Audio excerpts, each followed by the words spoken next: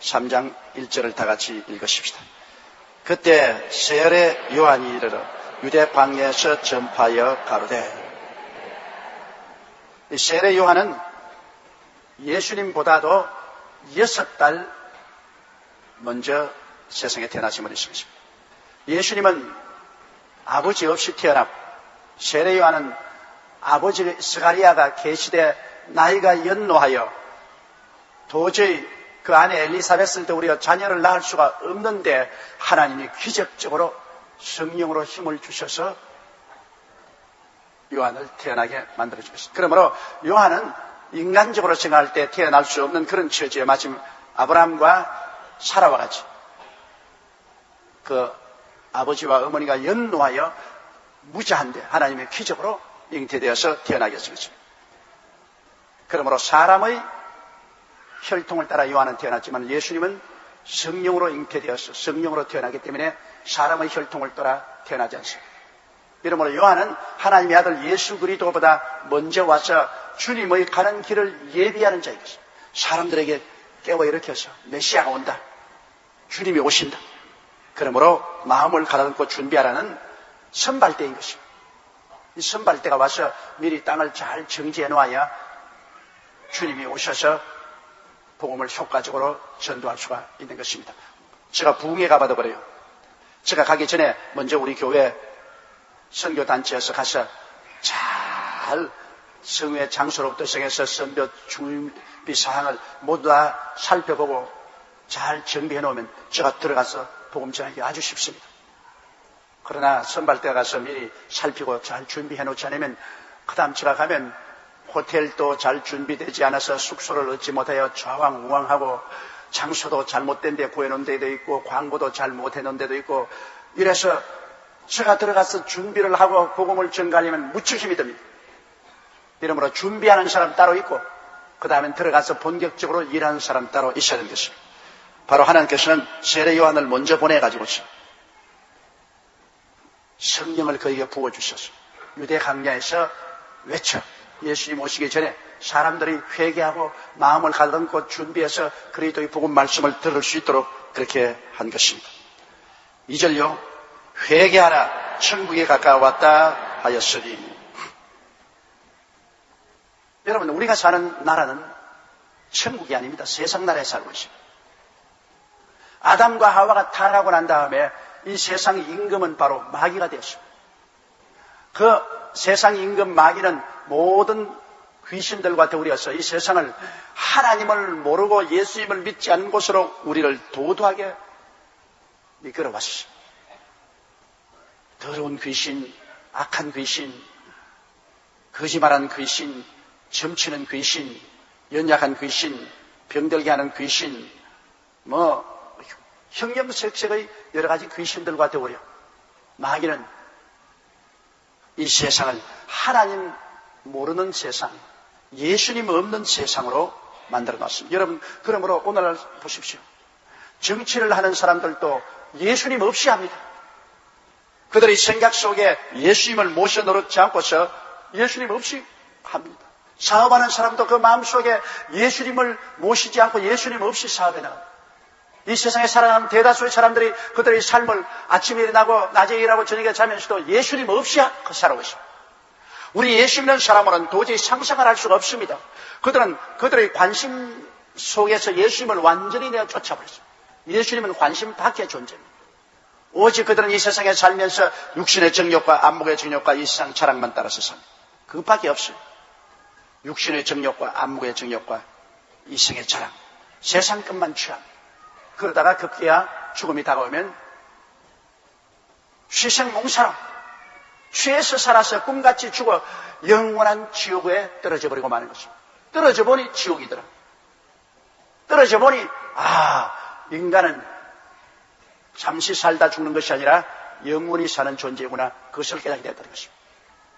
마귀가 얼마나 철저히 이 세계를 붙잡았던지 이 세계 관심사에 예수님을 내어 쫓아버렸습니다. 예수님은 관심에 있지 않습니다. 이 세상에 굴러가는 모든 정치, 경제, 교육, 문화, 군사, 산업 모든 면에 예수님은 관심에 두지 않습니다. 예수님은 바로 이 땅의 주인이십니다. 예수님이 이 세계를 하나님의 뜻을 따라 다 만드신 분이십니다. 예수님이 이 세상의 주권자이신데 마귀는 철저하게 예수님을 차단해버리고 마는 것입니다. 그래서 이 세상은 천국이 아니라 완전히 세속입니다. 그래서 죄가 있고 미움이 있고 질병이 있고 고통이 있고 저주가 있고 죽음이 있고 절망이 있는 이것이 세상입니다. 그 세상에 평안할 날이 하나도 없죠. 늘 죄에 대한 이야기죠. 신문 들어보세요. 늘 불의와 죄에 대한 이야기. 서로 미워하고 서로 물고치고 요사이 우리 대통령 선거에도 서로 흑색선전하고 서로 공격하고 서로 물고치고 어디 가나 미움이 꽉 떨어져 있지. 어디 가나 병들고 끊임없이 사람들은 형색색의 병에 들어서 고통을 당하고 죽어가고 그리고 경제가 어렵고 가난하고 걸벗고 굶주리고 전국적으로는 소리 없이 다 죽어가는 것입니다. 최근에 저희 친구들이 국제적으로 한두 사람 죽고 오늘 아침에도 우리 CGI 보도 멤버였던 퀸턴 에드워드 목사님 나보다 하루 먼저 난 사람입니다. 1936년 2월 13일 날 그 사람은 태어나고 나는 1930년 2월 14일 날 태어났는데 그 사람 꼭 하루 먼저 태어났다고 날 보고 자기 보고 형님이라고 부른 거예요. 그러더니만 그 사람 폐암으로 말미암아 지난 6일 날 세상을 떴습니다. 그러니 사람이 한번 나서 죽는 것은 정한이 있죠. 죽고 난 다음에는 심판이 반드시 있습니다. 그런데 예수님이 오신 것은 여러분 우리에게 새로운 종교나 율법이나 제도를 주시러 온 것이 아니라 예수님은 나라를 세우기 위해서 오셨습니다. 그걸 꼭 알아야 돼요. 천국 복음은 나라를 세우기 위해서 오신 것입니다. 예수님이 임금이 되시고 그리고 성령님이 보혜사가 되시고 천군 천사들이 하늘나라 군대가 되어서 우리의 영계와 정신계를 다스리시는 왕으로 주님께서 나라를 세우기 위해서 오셨지 일시적으로 종교나 참선하기 위해서 오신 분이 아니십니다. 이렇기 때문에 기독교 복음이라는 것은 나라를 세우는 복음입니다. 하늘나라. 그렇기 때문에 여기에도 세례 요한이 말한 것은 회개하라. 천국 즉 하늘나라가 가까운 것입니다. 여러분 한 국가가 설립되려면 민주주의 국가에서는 대통령이 있어야 되고 장관들이 있고 국회가 있고 그렇지 않습니까?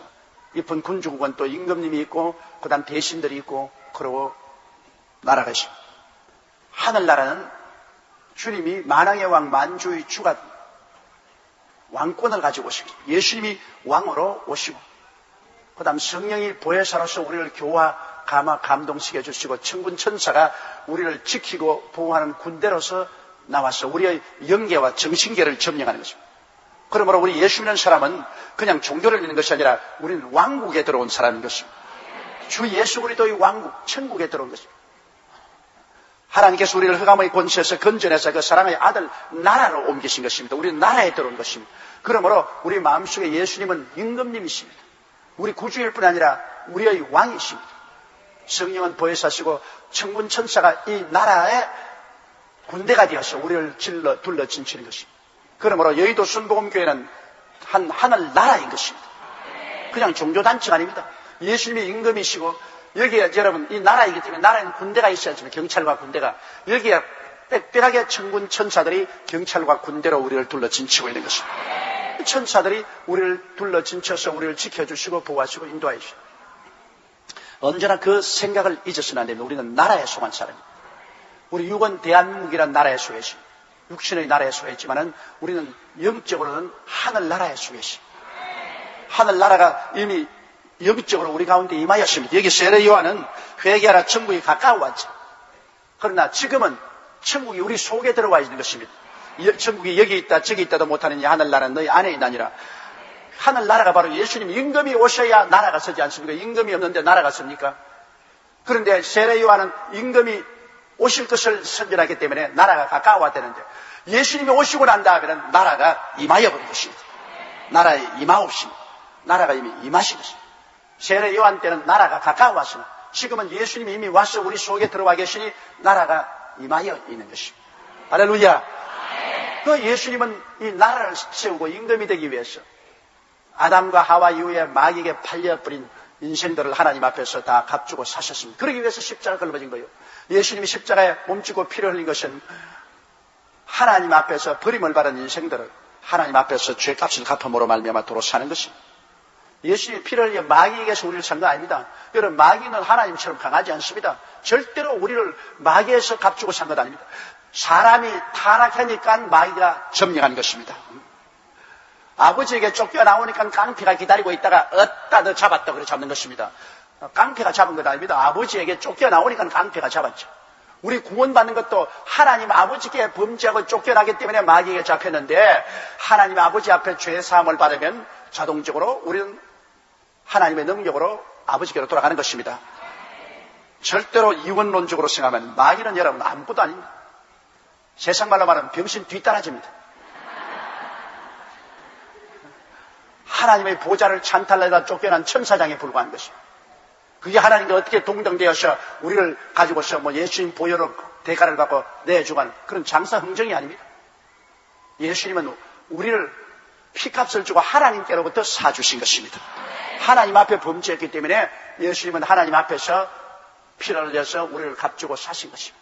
아담과 하와가 하나님께 범죄했지 마귀에게 범죄한 건 아닙니다. 하나님께 범죄에 쫓겨나오니까 먼저 타락한 마귀가 얼씨구나 좋다고 점령해버렸죠. 그러므로 예수님은 왕으로 오셔서, 왕은 백성이 있어야 되지 않아요? 백성 없는 왕이 있어요? 나홀로 구역장은 있어도 나홀로 임금님은 없습니다. 이게 나홀로 구역장들 굉장히 많아요. 그 나홀로가 그게 문제가 많습니다, 여러분. 나홀로가 문제가 굉장히 많다고. 그럼 나홀로 구역장은 있을 수 있느냐? 나홀로 임금님은 절대로 안 돼요. 임금님은 백성이 있어야 돼요. 그래서 예수님은 자기의 백성을 불러내기 위해서 이 마귀의 백성이 되어 있는 이 사람들을 자기의 백성으로 불러내기 위해서 십자가에 못 박여서 하나님 앞에 백성의 죄를 대신 갚아주신 것입니다. 주님께서 십자가에 못 박여 몸치고 피를 흘리므로 우리 속죄 제물이 되어서 하나님께 범죄한 죄를 용서하시고, 속건 제물이 되어 인생들에게 상호간에 지은 죄를 용서하시고, 번제물이 되셔서 우리 마음으로 연약하고 범죄한 죄를 다 용서해 주시고, 주님께서 화목 제물이 되어셔서 피로서 하나님과 우리를 화목해 해주시고, 이래서 예수의 보혈로 우리가 하나님 앞에서 죄사함을 받고 하나님 예수 피를 받고 난 다음에 용서하노라. 그래서 우리는 원죄와 자범죄에서 용서를 받고 하나님과 화목되고, 그 다음에 예수님의 피로 말미암아 하나님의 심판으로 내린 병임, 그 병에서도 노열함을 받고 하나님의 심판으로 내린 저주에서도 해방을 얻고 하나님의 심판으로서 내리신 죽음에서도 해방을 얻게 된 것입니다.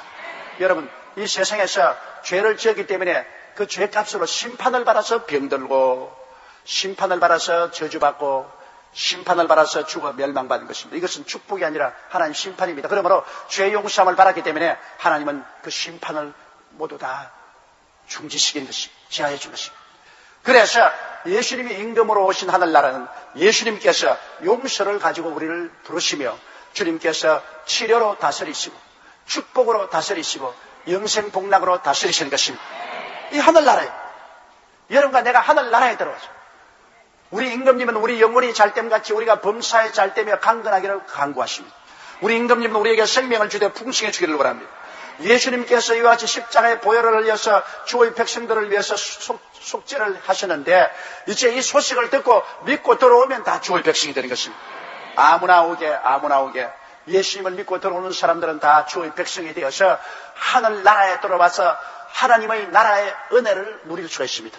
세상 나라가 아닌 하늘나라 은혜를 누릴 수 있습니다. 이제 우리는 세상 나라처럼 살지 않고 우리는 말씀으로 살고 성령으로 살고 믿음으로 살고 은혜로 살게 되는 것입니다. 우리는 그러므로 우리의 삶의 근원이 하늘나라에 있습니다. 우리 임금님이 우리를 돌보아 주십니다. 그 나라와 그 의를 먼저 구하라. 하늘나라를 먼저 구하고 하나님의 의인 우리 주 예수님을 먼저 간절히 구하라. 그럼 이 모든 것을 너에게 도와야 주시리라. 하나님의 능력으로 우리에게 도와야 주십니다. 우리는 하늘나라 방식으로 살아야지 하나님 없는 세상 방식으로 살아서는 안 됩니다. 하늘나라 방식으로 하나님 나라의 속에서 살면은 하나님이 우리와 같이 계시고 우리를 돌보아 주시기 때문에 누가 우리를 대적할 수 있습니까? 과연 내가 너희를 버리지 아니하고 과연 내가 너희를 떠나지 아니하라고 했는데 우리가 누구를 두려워할 필요가 있겠습니까? 이러므로 단순한 신앙을 가지고서 천당 간다, 그게 아닙니다. 우리는 나라를 얻은 것입니다. 임금님 대신 예수님을 모시고 임금님을 경배하며 그 나라의 속에, 그 나라에 베푸는 은혜가 바로 용서와 화해와 사랑과 치료와 축복과 영생복락, 이런 것이 그 나라에 넘쳐나온 은혜인 것입니다. 세상에서는 이런 것이 없습니다. 그래서 우리 기독교회가 탁월한 것입니다. 우리 기독교회는 이 땅에 살면서 이미 성령으로 나라를 우리 마음속에 얻었습니다. 여러분 마음속에 나라가 들어와 있습니다. 예수님이 임금으로 와 계시죠? 그러니 여러분 하늘나라 백성이요. 임금과 백성이 있으니 나라가 되지 않습니까? 나라가 우리 속에 들어와 있고, 나라가 들어와 있으니 천상 우리 주위에 경찰과 군대인 천군 천사가 우리 곁에 와 있죠. 천군 천사가 뭐 가만히 할 일 없이 있는 줄 알아요? 그 나라 백성들을 돌보기 위해서 우리와 같이 계신 것입니다. 할렐루야. 옆에 있는 사람들에게 당신의 속에 나라가 와 있습니다. 그렇게 말씀합니다.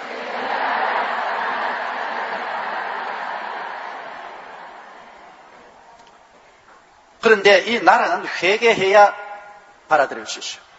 회개하라. 그 회개란 뭐냐? 마음과 생각과 감정을 바꾸는 것을 말합니다. 회개는 후회가 아닙니다. 도둑질하다 잡히면 아이고 여기 안 올 걸 그랬다. 그건 후회입니다. 회개가 아닙니다. 회개는 근본적으로 생각이 달라지는 거죠. 내 생각이 무신론에서 하나님을 믿는 생각으로 달라집니다.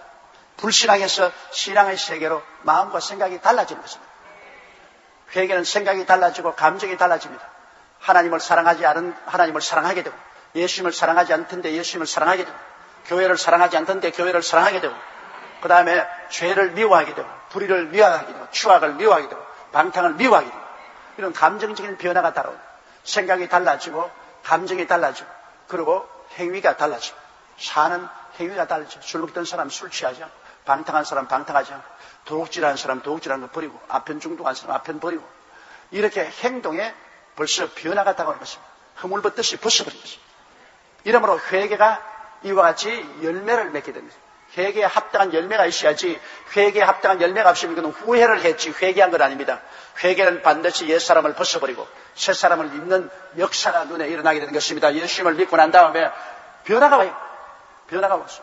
말씀이 들어오고 성령이 들어와서 변화가 와서 어찌할 수 옛사람을 자꾸 한 불 벗고 두 불 벗고 세 불 벗고 자꾸 옛사람을 벗어버리고 자꾸 새롭게 변화되어가는 것입니다. 이러므로 예수를 믿는 것이 회개의 제일 근본입니다. 내가 내 중심으로 살던 내가 이제 예수님을 중심으로 살고 육신의 중심인 사람이 신령한 생활을 중심으로 사는 예수님을 믿고, 그러고 난 다음에 생각과 감정과 행동이 변화되는 이런 회개 운동이 있는 사람 속에 천국이 들어오게 되는 것입니다. 예수님이 임금이 되시고 하늘나라로 와서 다스리고, 이런 사람이 기도하며 하늘나라의 역사가 일어나는 것입니다. 기도할 때 역사가 일어나야 돼요. 왜냐하면 하늘나라에 소속한 사람이기 때문에 외침에 하나님의 천사들이 와서 역사함으로 변화가 일어나야만 되는 것입니다. 회개한 사람은 천국에 속했기 때문에 천국의 권세와 능력이 역사해야만 되는 것입니다. 종교를 믿은 것 아닙니다. 형식을 믿은 것 아닙니다. 나라가 들어왔으니 나라가 움직입니다. 임금님에게 우리가 기도하고 부르짖고 임금님이 우리와 같이 계시기 때문에 임금님이 우리의 부르짖음을 통해서 역사 안 할 리가 없습니다. 그러므로 변화가 일어나게 되는 것입니다. 저는 선지자 이사야로 하신 말씀과 일러시되 광야에 외치는 자의 소리가 있어 가로되 너희는 주의 길을 예비하라, 그의 첩경을 평탄케 하라 하였느니라. 이사야서 40장 3절에 기록된 말씀입니다. 마태는 꼭 구약 성경을 인용합니다. 왜냐? 마태복음은 유태인들을 위해서 기록한 책입니다. 이미 구약 성경을 잘 아는 유태인들이 예수가 메시아라는 것을 증명하기 위해서 기록한 책이기 때문에 꼭 구약에 있는 예언을 인용을 해서 증명을 세우는 것입니다. 자, 구약에 이렇게 말한 것이 증거로서 이루어졌다고 그렇게 증명 세우는 것입니다. 유태인들은 구약을 인용하지 않으면 믿으려고 하지 않습니다. 여러분, 유태인들이 얼마나 형식과 의식에 치우치냐합니까? 유태인들은 율법주의자의 형식과 의식에 얼마나 치우치냐면 토요일 날 급해가지고서 엘리베이터를 타면은 토요일 일하지 말라 하기 때문에 엘리베이터 단추를 못 눌러요. 그래서 엘리베이터 올라가서 올라갔다 내려갔다 그래가 다른 사람이 딱 타면 미안하지만은 5층으로 단추 좀 눌러주겠어요. 왜? 자기는 유태인이기 때문에 안식일을 그렇게 지키라고 하므로 안식일 날 엘리베이터 단추 누르면 안 됩니다. 그러면 이방인이 와서 단추를 눌러주죠. 그 다음 집에 들어가서 차를 마시고 싶은데 안식일 날 일하지 말아야겠으니까 불을 못 끄죠. 전화도 못 끄죠. 그러니까 이웃에 노는 이방인 애들 보고 야야야 이리 좀 오너라. 아주 불 좀 피워라. 물 좀 부어라. 차 좀 끓여라. 여기 좀 가져오라. 그러면 이방인 애들은 안식일날 유대인 집에 주위에 모여 있으면 왜 그렇게 해서 돈 벌라고 그렇게 해주면 이제 주일날 와서 수고비 주거든. 그러므로 불도 떼주고 물건도 옮겨주고 이렇게 형식적입니다. 안식일은 지키는 것은 좋지만은 그래 도대체 엘리베이터 단추도 안 누르고 그럼 안식일은 말도 하지 말아야지. 말도 일하는 것인데 움직이지 말고만 가만히 있어야 돼요. 화장실도 가지 말고 그냥 가만히 있어야 돼요. 그렇게 너무나 형식이나 의식에 묶이면 안 되는 겁니다. 그래서 유대인들이 예수님을 죽이려고 한 것은 예수님이 안식일날 병을 고친다고요. 안식일날 일하지 말라 했는데 왜 안식일날 귀신을 쫓아내고 병을 고치냐. 근데 예수님이 그에 대한 대답은 안식일날 너희 집 양이나 염소가 구렁에 빠졌으면 그대로 내버려도 되느냐? 건져내지 않겠느냐? 안식일날 짐승도 구렁텅이에 빠져있어 건져내는데 하물며 하나님의 자녀가 마귀에게 묶여 고생하는데 내가 풀어준 것이 뭘 잘못이냐? 예수님은 안식일날 귀신 쫓아내고 안식일날 병 고쳤습니다. 그러므로 유대인들은 예수님이 하나님 아들이 아니다. 하나님 아들이면 안식일을 지켜야 되는데 하나님의 아들이 안식을 안 지키면 어떻게 하냐. 그럴 때 예수님 대답하기를 내가 바로 안식의 주인이다. 안식일은 내가 만든 것이다. 내가 주인인데 뭘 날 보자고 지키라 하나. 예수님이 계신 곳이 바로 안식일인 것입니다. 오늘 우리는 늘 안식일이요. 왜? 늘 예수님이 마음속에 계심으로 늘 안식일. 예수님이 안식의 주인입니다. 요새 우리 신교에서도 안식교에서 토요일 날을 꼭 지켜야 구원을 받는다. 토요일 날 지키지 않으면 구원을 받지 못한다. 참으로 너무나 안타깝습니다. 그분들도 예수를 잘 믿어요. 예수를 믿으면서도 토요일 날 지켜야 구원받는다고 하므로 그만큼 생활에 속박을 가져오는 것입니다. 토요일 날 안 지켜도 구원받아요. 왜? 토요일 날이 안식일인데 안식일이 바로 예수님이십니다. 예수님이 안식의 주인입니다. 우리는 예수님과 같이 살면 항상 안식일인데요. 항상 안식일이에요. 그러니 그렇게 형식과 의식으로 스스로를 고통스럽게 만들어서 고생하며 천당 갈 필요가 없어요. 편안하게 갈 수 있는 천당을 왜 고생하면서 가요? 그런데 예수님 오시기 전에 세례 요한이 와서 먼저 주의 길을 예비할 것이라는 것은 이사야서 40장 3절에 그와 같이 이사야를 통해서 예언되어 있는 것입니다. 광야에서 외치는 자의 소리가 있어 가로되 너희는 주의 길을 예비하라. 그의 첩경을 평탄케 하라. 하신 그 예언의 말씀대로 유대 광야로 세례 요한이 와서 회개하라. 예수님이 천국이 가까워 회개하라. 예수님이 오신다. 이렇게 그는 사람들의 마음을 예비하고 준비시키는 일을 하시는 것입니다. 4절요. 이는 요한은 약대 트롯을 입고 허리에 가죽띠를 띠고 음식은 메뚜기와 습청이었더라. 요한은 약대 트롯을 입고 광야에서 사니까 옷을 갈아입을 수 없는데 약대 가죽을 가지고 옷을 입었으니 이것은 평생 입는 거지 한번 입어놓으면 빨 필요도 없고. 낙타틀 오바가 굉장히 좋은 오바 아니요? 요사이 낙타틀 오바라는 굉장히 좋은 오바죠. 그런데 세례 요한은 그때 벌써 낙타틀 옷을 입었다. 약대 트롯을 입고 허리에 가죽띠를 깃다는 것은 그때 옷이라는 것이 요사이 정교하게 만들었나요? 목공만 뚫어서 그냥 천으로 턱 덮었었지 거기 가죽띠만 딱 묶으면 옷이지. 그래서 약대 트롯을 입고 가죽띠를 끼고 음식은 메뚜기와 섭청이었더라.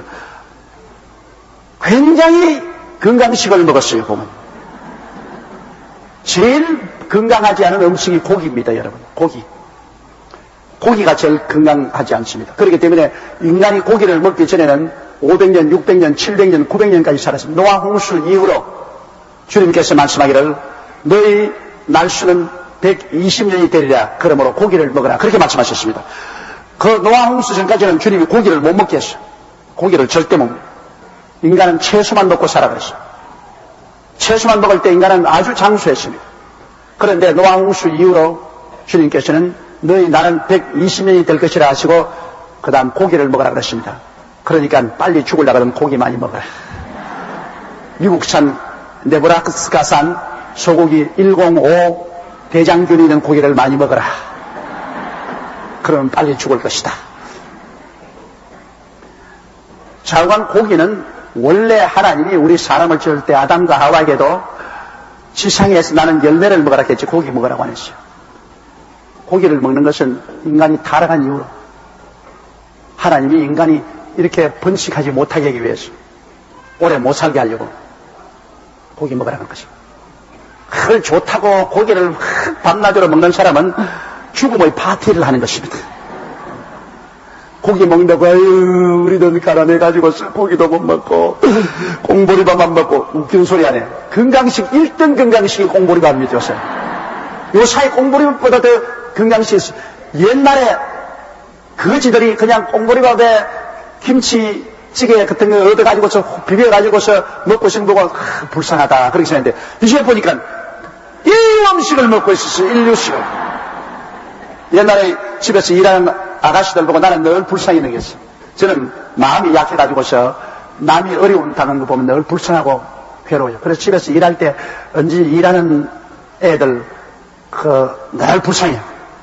그때 내가 불쌍히 생각했더니 걔들이 꽁보리밥을 밥을 짓는데 쌀을 넣고 보리밥을 넣고 해서 쌀밥은 한 모퉁이 해가지고서 하얀 쌀밥은 할아버지 할머니 아버지 그좀 아들 애들 이런 데 덮어주고 그 다음 꽁보리밥 확 섞어가지고서 꽁보리밥은 어머니하고 다른 머슴들하고 일하는 사람 다 먹거든. 그럼 내가 어머니 부엌에서 밥 하는데 가만히 보면 쌀 요렇게 해놓고 요거는 보리밥은 또 보리는 또 따로 요렇게 같이 해야 돼. 참 안 됐어 내 마음속으로. 지금 확 섞어서 같이 먹으면 좋겠는데 지금 쌀밥을 했네. 그래서 그때 부자들은 쌀밥만 먹고 김치도 푸른 잎사귀도 안 먹고 그 흰 것만 그 줄기만 탁 썰어서 먹고 그래 얼마 전때가 당뇨병에 걸려서 턱턱 쓰러져 죽는 거야. 쌀밥은 그 순당입니다. 순당. 그 보리밥은 얼마나 건강식인지 모릅니다. 그게는 당도 없고 아주 보리밥은 건강식이고 그 다음에 김치도 파란 거 있잖아요. 파란 거 거기는 전부 비타민도 많고 철분도 많고 그게 양분은 거기 다 들어있는 거라. 그 하얀 거는 아무 양분도 없어. 그리고 누룽지에는 철분이 많아서 얼마나 좋은지 몰라요. 그냥 그때 벌써 하나님께서 공평하게 만들었어요. 돈만 있고 부자 되니까 너는 빨리 죽어라. 그리고 흰쌀밥 먹고 양물 없는 거 먹고 너 돈 없고 괴로우니까 너는 영양식 먹어라. 그래야 그냥 꽁보리밥에다가 그냥 파란 채소에다가 좋은 건강식만 다 먹여가지고서 주인들은 펑펑 서로 죽어줘도 가난하다고 해서 일찍 죽는 사람 맞습니까? 오래오래 살아요. 과거에 남자보다 여자가 오래 산 것은 꽁보리밥을 많이 먹어서 오래했어요. 남편은 쌀밥 떠주고 자기는 보리밥만 먹고 그만 음식만 자꾸 골라 먹었다가 그게 이제 보니까 모두 건강식이야. 고기는 여러분 콜레스테롤 때문에 혈관을 막습니다. 그래서 혈관을 좁히고 혈관을 막기 때문에 고혈압이 걸리고 당뇨병이 걸리고 심장병이 걸리고 그 다음 뇌일열이 걸리고 여러 가지 오늘날 성인병은 모두 다 거의 전부가 고기에서 온 거예요. 그러므로 고기는 원래 성경에 고기를 못 먹겠어요. 그런데 노안수유로 빨리 죽으라고 이제 고기를 먹는데 빨리 죽고 싶거든 고기를 잡수십시오. 그러나 오래오래 건강히 살려면은 여러분 보리밥 잡수시고 현미 잡수시고 그리고 채소도 파란 것 녹황색 그 채소 많이 잡수시고 생선 많이 잡수시고 고기는 거의 먹지 마시고 그리고 운동을 많이 걸어 다녀야 돼요. 그러므로 교회도 허전하거든 차 타고 오지 말고 걸어오십시오. 마포쯤 와가지고서 마포 다리를 걸어오면 그 참 놀랍고 좋은 건강의 운동이 되는 것입니다. 그러면 건강하게 오래 살아요. 근데 이 세례 요한은 메뚜기와 썩청을 먹었으니 얼마나 건강합니까? 메뚜기는 콜레스테롤이 없어요. 메뚜기는 참으로 좋은 요리죠. 거기에다가 돌에서 나오는 꿀을 먹었습니다. 벌들이 돌에다가 쳐놓은 꿀을 먹었다. 그러니까 그가 광야에서 그렇게 있으면서 외쳐도 영양실조도 걸리지 않냐고. 절요. 이때 예루살렘과 온 유대와 요단강 사방에서 다 그에게 나와. 세례 요한이 그냥 외친다고 그냥 나올 택이 있어요. 세례 요한은 성령이 충만해서 하나님의 성령으로 말하기 때문에 사람들이 마음에 깊은 감동을 느꼈습니다. 세례 요한의 말씀을 들을 때 가슴이 찢어지는 것 같고 통회하고 자고하고 회개하고 부러지는 변화가 일어났습니다. 그 유대 광야에서 사람도 없는 인기척이 없는 곳에서 외치는데 온 예루살렘과 유대와 요단강에서 사방에서 사람들이 그에게 나와서 그 광야가 인산인해가 된 것입니다. 성령의 역사가 있기 때문인 것입니다. 오늘 교회가 텅텅 비는 것은 성령의 역사가 없기 때문에 끌어당기지를 않아요. 교회에 자꾸 끌어당겨야 되는 것입니다. 그래서 교회로 자꾸 마음이 끌려야 돼요. 믿는 사람도 끌리고 안 믿는 사람도 자꾸 교회로 끌려야 돼요. 그래야 교회로 나가죠. 성령의 역사는 이끄는 역사가 있는 것입니다. 하나님의 성령은 끌어당기는 역사가 있어요. 천국으로 사람들을 끌어당깁니다. 성령의 역사가 없으면 끌어당기는 역사가 없기 때문에 그 아무리 학박사가 되어서 강연을 해도 누가 들어오나요? 이 세상에 제일 하기 싫은 게 뭡니까? 공부입니다. 정말로 내가 학교 그만둘 때 공부 이제 끝나서 좋다고 생각했는데 누구든지 공부 좋아하는 사람 별로 없어요. 교회에 가서 그냥 공부나 자꾸 시키면 누가 교회를 오겠습니까? 교회는 하나님 말씀과 함께 우리를 끌어당기는 성령의 역사가 일어나야 되는 것입니다. 제가 영 브라질 갔었을 때 그 군용 비행장에 150만이 오후 3시에 정식 집회를 시작하는데 아침 6시부터 모여와가지고서 또 브라질 사람은 이상해요. 땅에 앉지 않아요. 그건 서양 사람이기 때문에. 또 늘 걸상에 앉기 때문에 땅에 앉으면 이 무릎이 오그라지지 않아요. 그러면 서 있는데요. 아침 6시부터 온 사람이 저녁 7시까지 서 있는 겁니다.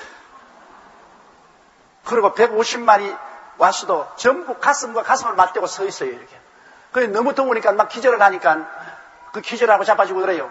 그러니까는 정부에서 소방차를 가져와서 소방서 물을 호수를 막 뿌리는 거예요, 그냥. 그러면 150만의 소방차 몇 대가 와서 물 뿌리는 건 아무리 뿌려대봤자 효과가 별로 없어요. 그렇게 많은 사람이 와서 배를 굶었죠. 왜냐하면 그렇게 빡빡해졌기 때문에 움직이지도 잘 못해요. 그 아침에 와가지고서 점심 저녁까지 있는데 저도 아침 밤 겹 점심을 11시에 먹고 나가가지고서 철철 굶었지 뭐 앉아가지고서. 그래서 오후 3시에 내가 설교하게 됐는데 모든 스케줄이 자꾸 늦어져가 오후 5시나 되어서 내가 설교하게 되니까 배하고 못 견디겠어. 그래서 우리 장로님들이 김밥을 사왔어요. 오기 전에 왔는데 내가 앉았는데 김 변호사가 배가 고프니까 지가 먼저 내 김밥을 먹어버렸어.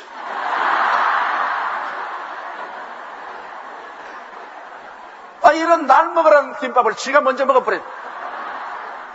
그런데 얼마나 감사한지 그 김밥에 비브리오 균이 들어있었어. 그건 내가 먼저 먹어버렸으면 내가 그날 설교도 못하고 주저앉을 뻔당했어. 김 변호사가 먼저 먹고 막 온몸에 두드러기가 나가지고서 얼굴이 막 이렇게 되고 막 아파가고.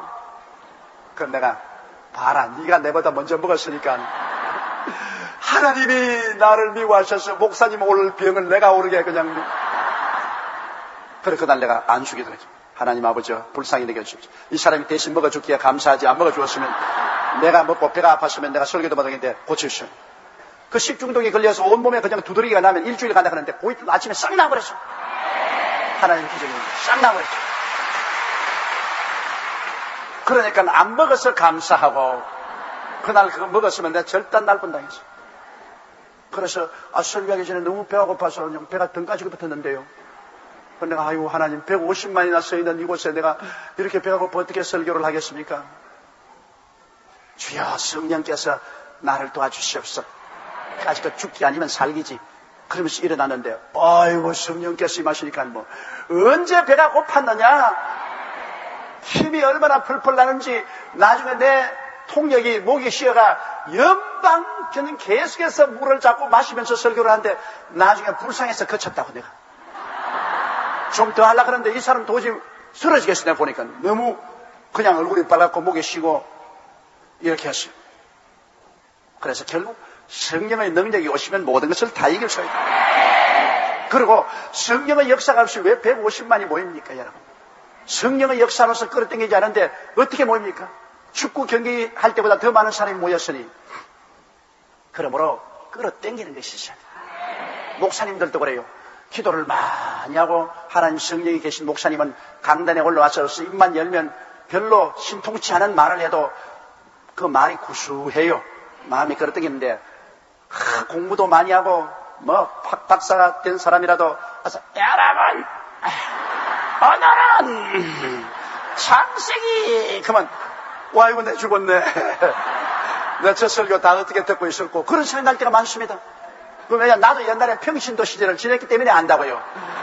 교회 나가서 말이지 우리 본교회 목사님은 루피 리차드 목사님이라고 미국 목사님인데 내가 영어를 그때 잘 못 알아들어도 그분만 들어오면 그렇게 좋아요. 그분이 그 강단에만 쓰면은 막 아주 마음이 훈훈하고 기쁘고 집에 아버지 있는 집같이 아주 기쁘고 좋아하는데 그분이 이제 또 부흥이 나고 난 다음 그때 김상필 전도사라고 나이가 좀 먹으신 어른인데 전도사로 계시는데 그분이 대신 들어와서 여러분 아유 나 죽었다 이제 오늘 괜히 왔단 말이야.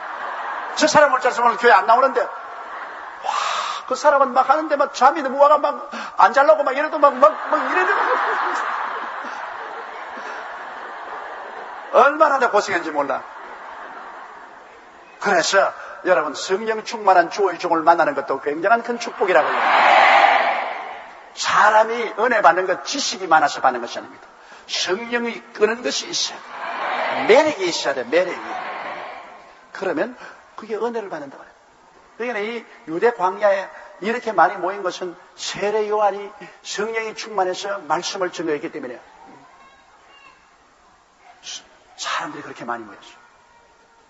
예수님이 나사렛 회당에 와서 처음 설교할 때도 사람들이 다 예수님을 쳐다보고 그 눈이 예수님께서 떼어지 못하게 했습니다.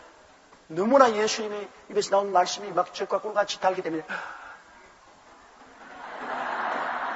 입을 벌리고 눈을 딱 예수님께 고증하고 눈을 돌리지 못했어요. 그게 은혜요. 은혜가 흐르면 잠이 안 와요. 은혜가 좀 사라지면 잠이 오지. 그러므로 목사는 자기가 기도를 많이 하고 성령이 충만하냐 아니냐 그 바로메타가 되냐 강단에서 나오면 좋은 사람이 많으면 그건 네가 은혜 없다. 괜히 좋은 사람과 주여 박아도 소용없지. 왜 교회 가서 조느냐 부흥사들 고함치는데 지가 은혜가 없어 조는 것이지. 왜 교인들 보고서 야단이야. 지가 은혜가 없으면 교인들이 잠에 들 수밖에. 이러므로 주의 종은 큰 부담을 안고 있습니다. 주의 종은 많이 기도해서 성령이 충만하여 성령의 능력이 흘러 넘치면 자기들의 죄를 자복하고 요단강에서 그에게 세례를 받은 성령의 역사가 있어야 죄를 회개합니다. 성령의 역사가 없으면 어찌하고 가슴을 치지 않습니다. 그러나 성령이 오시면 우리의 지은 죄악이 다 드러나기 때문에 우리가 죄를 회개하고 자복하게 됩니다. 성령은 거룩한 영이기 때문에요. 어두움이 있을 때는 캄캄할 때는 거기에 쥐똥이 있는지 닭똥이 있는지 뭐가 있는지 모르고 그냥 그 속에 살아요. 그러나 가때를 확 펼치고 밝은 빛이 확 비추면 보면 막 아이고 이게 쥐똥 닭똥 막이 들어오는데 여기 내가 어떻게 살았냐 그렇게 되지 않습니까? 그러니까 소재하기 싫어요. 회개가 소재입니다 여러분. 모를 때는 소재를 안 하죠. 내가 이제 빛이 밝아져서 보니까 이 더러우니까 소재하는 것이 회개라. 옛날은 모르고 세상에 살았는데 성령이 와서 비추니까 아이고 내가 이렇게 고약하고 더러운 죄이구나. 그래서 통회하고 자복하게 되죠. 내가 이 이야기 여러 번 했지만 내가 나도 하면 할수록 재미가 있고 또 여러분 들으면 들을수록 재미가 있는 이야기가 있어. 내가 서대문에 있을 때 지방에서 올라와서 하숙하는 사람 두 사람이 대학을 졸업하고 이제 취직을 해서 돈 안 들고 살려고 둘이가 한 방에 하숙을 했어. 그래서 각각 시골에서 가져온 고추장, 간장, 멸치 이런 걸 가지고서 쌀 가지고서 서로 밥을 해먹는 게 아니라 쌀을 삶아서 먹고 둘이가 이제 직장에 나갔더라. 남자 둘이가 사니까 여러분 엉망 아니겠습니까? 집안 소재도 안 되고 부엌도 아주 먼지가 많이 않고 그래서. 그런데 하루 노는 날, 자 우리 오늘 대청소하자. 오랫동안 부엌에 전구가 끊어졌는데 그 안 갈아놨다. 그날 가서 전구도 갈아넣고 둘이가 손을 팔을 들고 막 부엌을 소재를 하는데 그동안에 그들 뭐를 먹었냐면 고추장에다가 간장을 좀 갖다 부어서 멸치를 거기에 찍어서 먹으면 맛있는 거예요. 그러면 다른 반찬 할 것 없이 밤낮 아침 저녁으로 와서 고추장에다가 간장을 섞어가지고서 먹는데 간장이 좀 비리하지만은 참 맛이 있거든. 그래서 그 친구 하면 야, 너희 집에서 가져온 간장 참 맛있다. 아, 이제 간장이 떨어지면 안 되겠는데. 그래가지고서 그날 간장독을 이렇게 단지인데 이걸 더 덜쳐서 보니까 뭐가 시커먼 게 하나 더 앉아있거든요. 그래가 숟가락을 넣어서 이렇게 들어보니까 쥐가 입에 녹아가지고 싫어. 껍질만 남아있고 속은 다 녹았어 벌써. 그 쥐를 이렇게 들어. 그때부터 둘이가 내리 토하고 뒹굴고 그 교회로 뛰어왔었는데 교회 뛰어와서 목사님 안수해달라고. 이제 우리 죽는다고 우리가 막 쥐물을 먹고 막 이제 막 죽게 됐다 이제 완전히 막 죽게. 둘이가 얼굴에 노래 얼마나 토했던지. 그래 내가 물었습니다. 나 그동안에 내내 그거 한 잔 안 먹었냐 이게 내내 먹었습니다. 그럼 널 괜찮더니 올라가겠네. 오늘은 보니까 이제 절단이 갔어. 안 보았을 때는 그거 쥐물을 먹은 걸 몰랐어요. 그러니까 좀 비리하지만은 고소하더랍니다. 그러니까 내내 어두우니까 그 쥐녹은 간장을 먹었어. 먹고도 쥔 줄 몰랐다. 몰랐다가 전등 불을 밝히고서 보니까 쥐가 녹은 것을 눈으로 보자마자 그때부터는 막 토하고 뒹굴고 막 야단없이 내가 그때 제가 느낀 게 회개가 바로 이것이구나. 성령의 불빛이 비치기 전에는 온갖 세상 썩은 것 다 먹고도 무건 아파 가타가 없지 뭐. 그랬었다가 집회에 나가서 성령의 불길이 비치니까 와이고 그 더러운 죄악이 다 드러나니까 그때야 내 죽는다고 가슴을 치고 회개하는 거예요. 옛날에 이용도 목사님이 황해도에서 집회를 할 때 일정시인데 황해도에 큰 부자가 있어요. 그 부자가 아주 큰 소리 하고 살았는데 그 이용도 목사 집회에 나왔어요. 얼마나 회개했는지. 그가 예수 믿기 전에는 부자니까 그때는 돈을 가지고 살 수 있는 모든 것은 다 샀습니다. 술 먹고 도박하고 엄나하고 방탕하고 살아도 엄하고 사는데. 그래서 그날 그 사람이 나와서 간증하는 간증을 제가 읽어보았는데 그가 하는 말이 여러분 나는 예수님을 믿고 성령을 모시고 보니까 나의 과거의 생활이 진똥물에다가 젖어놓은 옷과 같았다. 내 생애가 진똥물에 젖어놓은 옷과 같았다. 너무나 더럽고 너무나 냄새나고 너무나 꾸역질한데 그걸 모르고 그 옷을 입고 좋다고 다니는 내가 얼마나 큰 죄인입니까? 그렇게 뒹굴며 회개를 하고 그는 새 사람이 됩니다. 이러므로 회개라는 것이 여러분 협박한다고 회개가 안 돼요. 이놈아 회개해라 이놈아 하고 그냥 종아리를 때리고 쥐어받고 그런 회개합니까? 남편 말이죠. 술 먹고 도박하고 한다고 해서 막 남편 멱살을 잡고 막 니 죽고 내 죽자 막 이제 나하고 안 산다 막 이러고 남편 넥타이 다 뜯어놓고 그래 놔도 또 나가서 또 도박한다고 또 술 먹고 또 도박해. 아무리 협박 공갈을 해도 그거 가지고서 회개하지 않습니다. 회개는 성령의 불이 비춰야 되는 것입니다. 그 마음속에 성령의 불이 그런 사람 성령 운동한 데 데려와서 말씀을 듣고 성령의 불빛이 비치면 아차 이거 큰일 났구나. 그때야 뒹굴며 회개하기 시작합니다. 그리고 그 마음의 변화를 받아요. 회개하지 않고 변화 절대 안 옵니다. 그냥 종교적으로 왔다 갔다 하는 것 그거 절대로 변화 안 옵니다. 회개해야 변화 받습니다. 회개해요. 근데 회개는 성령의 역사가 일어나면 회개하게 돼요. 별 도리 없습니다. 매일매일 회개. 죄를 이기는 비결은 여러분 매일 회개해야 돼요. 매일 회개. 어떤 사람 말하기를 예수 믿기 전에 히피였는데 예수 믿고 난 다음에 예수 믿는 히피가 되고 예수 믿기 전에 거짓말쟁이였는데 나중에 예수 믿고 난 다음에도 예수 믿은 거짓말쟁이고 그렇다. 그렇습니다. 그런 게 아니라 예수를 믿고 난 다음 자꾸 회개해야 된다. 매일같이 자꾸 회개한다. 그건 왜냐? 옹칸 때에 쩔인 사람은 한 번 목욕으로 깨끗해지지 않습니다. 자꾸 목욕해야 돼요. 아침에도 목욕하고 저녁에도 목욕하고 또 그 이튿날 또 그 이튿날 또 계속해서 목욕을 해야 그 다음 그 쩔인 때가 다 씻어지는 것처럼 우리 인생은 이 세상에 살면서 죄를 짓지 않은 의인은 없기 때문에 계속해서 애통하고 회개하는 사람은 예수 믿는 사람이고 애통하지 않고 회개하지 않는 사람은 안 믿는 사람인 것입니다. 우리가 죄를 지으면 애통해야 돼요. 가슴을 치고 애통하고 회개하고 그러고 난 다음에 또 그 죄를 짓게 돼요. 그럼 또 애통하고 회개하고 그러면 점점 나아지는데 1년에 얼마만큼 나아지느냐? 노루꼬리만큼 나아집니다. 노루꼬리만큼. 하루아침에 그렇게 성자가 되지 않습니다. 저 사람 예수 믿는데 왜 하루아침에 성자가 안 되냐? 예수 믿고 구원받는 것은 무조건 하나님의 은혜로 구원받는 것입니다. 하나님의 은혜로 구원 안 받으면 구원받을 사람은 아무도 없어요. 전부 예수 믿은 공로로 무조건 하고 은혜로 구원받지만은 거룩하게 되는 것은 끊임없이 회개해야 돼요. 끊임없이 애통하고 해야 돼요. 그냥 회개나 소용없습니다. 입에 발린 회개가 무슨 소용이에요? 애통해야 돼요.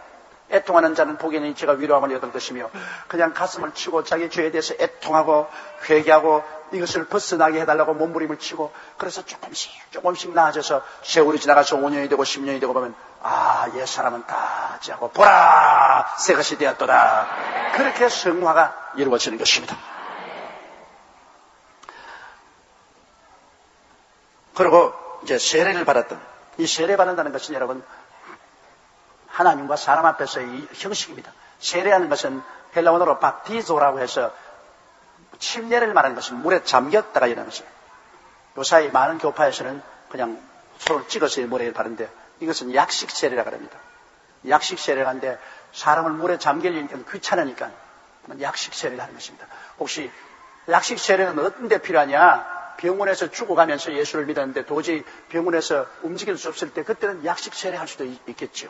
또 사막에, 사우디아라비아 같은 데 물이 없으니까 모래로 세례 베풀 수는 없고, 그러니까 물 한 그릇 떠와가지고서 약식으로 찍어서 머리에 이렇게 바르지만, 물이 풍성한 곳에 왜 약식을 합니까? 침례를 베풀어야지.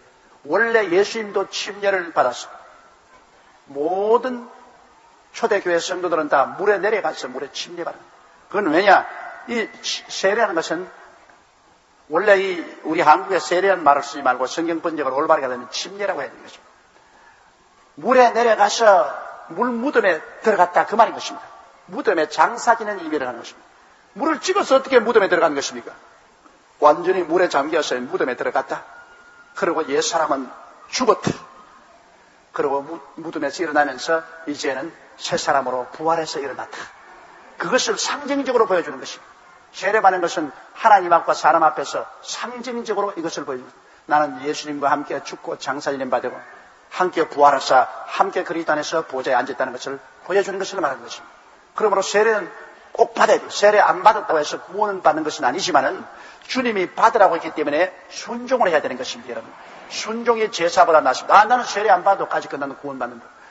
물론 세례 안 받은 사람도 구원받았죠. 예수님 우편강도 좌편강도는 중에 우편강도가 주여 주의 나라에 임하시되 나를 기억하소서, 오냐 오늘날 너는 나와 함께 낙원해시려. 십자가에 못 박여서 회개했는데 언제 물에 내려가서 세례 받을 리가 없지요. 그는 예수를 구주로 고백하고 회개함으로 구원을 그저 즉시 받았습니다. 그러나 그런 위급한 상황이 아닌 이상, 우리가 시간 있는 이상은 주님께서 믿고 세례받는 사람은 구원을 얻을 것이요, 믿지 않은 자는 정죄를 받으라. 안 믿는 사람이 정죄받고 구원받은 사람은 믿고 세례받으라 그랬습니다. 그러므로 순종하는 사람 기뻐하잖아요. 자식들도 키울 때 부모에게 순종하는 게 좋잖아요. 왜 이렇게 해야 돼요? 왜 해야 돼요? 자꾸 따지면 참 고약하지 않습니까? 부모님이 말하면 예, 알았습니다. 순종하는 게 좋죠. 자, 7절요. 요한이 많은 바리새인과 사두개인이 세례 베푸는 데 오는 것을 보고 이르되, 독사의 자식들아, 누가 너희를 가르쳐 임박한 진노를 피하라 하느냐. 와, 바리새인, 사두개인. 바리새인들은 율법을 철저히 지키면서 일주일에 2번 금식하고 채소까지라도 먹으면 11조 드리는 율법주의. 정말 바리새인들만큼 여러분 철저히 외면적으로 율법을 지킨 사람입니다. 율법을 지키고 그들은 일주일에 2번 금식하고 11조는 다 드리고, 그리고 바리새인들은 죽은 후에 사람이 부활해서 영원히 사는 것을 믿습니다. 그러나 사두개교인은, 왜 사두개교인은 같은 유대인인데 이 사람들은 부활도 믿지 아니하고 영도 믿지 아니하고 천사도 믿지 않습니다. 죽으면 그뿐이지 뭐. 부활이 어디 있으며 영이 어디 있으며 천사가 되냐. 그저 하나의 종교로서 우리가 믿지, 그런 거 믿지 않는다. 이런 것이 바로 사두개교인 것입니다. 그러므로 바리새 교인과 사두개 교인은 언제나 서로 싸웁니다. 바리새 교인은 부활도 있고 천사도 있고 영도 있다. 사두개 교인은 부활도 없고 영도 없고 천사도 없다. 이래서 늘 신학적으로 서로 싸웁니다. 그런데 예수 잡아 죽이는 데는 둘이가 다 합쳤어요. 예수를 죽이는 데 있으면 바리새 교인과 사두개 교인이 서로 손을 잡았다. 그런데 얼마나 종교가 의식적으로 형식적으로 타락했던지 그들은 긴 옷을 입고 길모퉁이에 서서 길게 기도하면서도 실제는 과부의 재산을 박탈하고 고아를 박대하고 여러 가지 사람이 할 수 있는 야비한 일은 다 했습니다. 그렇기 때문에 세례 요한도 그렇고 예수님도 바리새인 교인, 사두개 교인을 미워하고 회칠한 무덤이라. 무덤은 회칠로 아름다겠지만 속에는 뼈다귀가 가득 들어 그렇게 정죄를 하신 것입니다. 그런데 이 바리새인 교인과 사두개 교인들이 세례 베푼데 오는 것을 보고 위선자들입니다. 주님이 제일 미워하시는 것이 위선자입니다. 정직한 죄인은 주님이 얼마나 용서해요. 하나마다가 현장에 잡힌 여자도 정직한 죄인입니다. 주님이 용서해요. 남편을 5을 바꾸고 6을 데리고 사는 죄인도 그가 회개하고 정직한 죄인은 주님 용서해요. 그러나 위선자, 자기는 죄를 지었습니다. 죄를 안 지은 채하고 위선자들, 하나마다가 현장에 잡힌 여자를 돌로 쳐 죽이려고 달라드는 이 바리새 교인, 사두개 교인, 율법사들, 그 사람은 죄 없는 자가 먼저 돌로 쳐라. 주님 말씀한 것처럼 주님이 위선자들은 어마어마하게 미워하시는 것입니다. 솔직한 죄인이 하나님 앞에 엎드려 죄를 고백하는 건 얼마나 용서하지만은 위선하는 자는 주님께서 버리시는 것입니다. 그래서 이 바리새 교인이나 사두개 교인들은 위선자들입니다. 이걸 보고서 세례 요한은 이 독사의 자식들, 어마어마하게 무서운 말을 했습니다. 독사의 자식들. 요사이도 목사님들 중에서 이런 은사를 받은 사람이 있어요. 부흥사들 일어나서 막 욕하는 아구택을 때려 부숴버려요. 네. 근데 요사이 우리 은혜 시대에는 예수님이 십자가에 못 박여 그 큰 자비와 긍휼을 베풀었기 때문에 그리스도의 사랑으로 간절히 권면해야지 구약시대처럼 협박과 공갈은 하지 말아요. 세례 요한은 구약시대의 마지막 선지자입니다. 구약시대는 율법으로서 사람을 평하기 때문에 법을 어기면 준엄하게 심판하죠. 독사의 자식들하죠. 그러나 예수님은 갈보리 십자가에서 은혜의 하나님으로 이제 죄를 짓고 불의하고 추악한 사람을 대신해서 십자가에 힘없고 맥없이 못 박혀 있는 것을 보십니다. 사랑과 자비와 긍휼의 하나님. 그래서 오늘날 우리는 사랑과 자비와 긍휼로 권면해야지 협박과 공갈로 권면하는 것은 그 시대가 아니라고 나는 생각합니다. 시내산에서 설교할 때하고 갈보리산에서 설교하는 거 틀립니다. 시내산은 확 번개가 치고 병력이 떨어지고 온 산에 연기가 옹기점처럼 올라가고 산에 청량한 불이 붙어서 막 사람들이 그 십계명 받을 때 막 너무 겁이 나서 못해도 내가 겁이 나 떨린다 했습니다. 그러나 갈보리산은 거기에는 예수님이 못 박혀 피 흘리고 있습니다. 죄를 짓고 불의하고 추악한 사람을 대신해서 주님이 눈물을 흘리며 피땀을 흘리며 양손과 양발에 대못이 박혀서 그런 맥없이 늘어져 있습니다. 우리는 그 갈보리산에서 복음을 전가합니다. 그것은 그리스도의 큰 사랑을 가지고 사람들을 설득시키고 변화시키는 그 방법이 다릅니다. 시내산에서 설교하는 것하고 갈보리산에서 설교하는 것하고 설교가 다릅니다.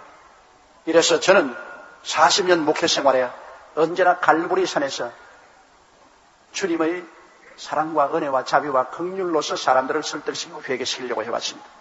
그러나 지금도 시내산에서 설교하는 부흥사들이 가끔 있어요. 그런 부흥사들은 막 강단에서 가지고서 막 반말하고 막 욕을 해적이고 하는데 별로 은혜롭지 못해요. 예수 안 믿는 사회도 다른 말, 고운 말 쓰기를 원하는데 예수 믿는 사람이 일어나가지고서 놈, 또 이렇게 말하고 죽일 놈, 살릴 놈 그러고 이건 덕스럽지 못해요. 그러나 이 세례 요한은 율법시대의 마지막 선지자입니다. 그러므로 그는 율법으로서 심판합니다. 율법으로. 그렇기 때문에 독사의 자식들아. 그건 독사의 자식이라는 것은 사탄의 자식들아 그 말인 것입니다. 뱀은 바로 마귀를 상징하지 않습니까? 이 마귀 자식들아. 독사의 자식들아. 그래서 누가 너희를 가르쳐 임박한 진노를 피하라느냐. 너희 위선을 행하는 그대로 하나님이 심판하실 때 그 심판을 누가 너보고 피하라고 하느냐. 그것은 회개하라는 협박인 것입니다. 위협인 것입니다. 8절요. 그러므로 회개에 합당한 열매를 맺고, 자, 회개하지 않고 하늘나라에 들어오려고 생각하지 말라는 것입니다. 회개에 합당한 열매를 맺어라. 회개했으면 생각도 달라지고 감정도 달라지고 행동도 변화받아야 될 것 아니냐.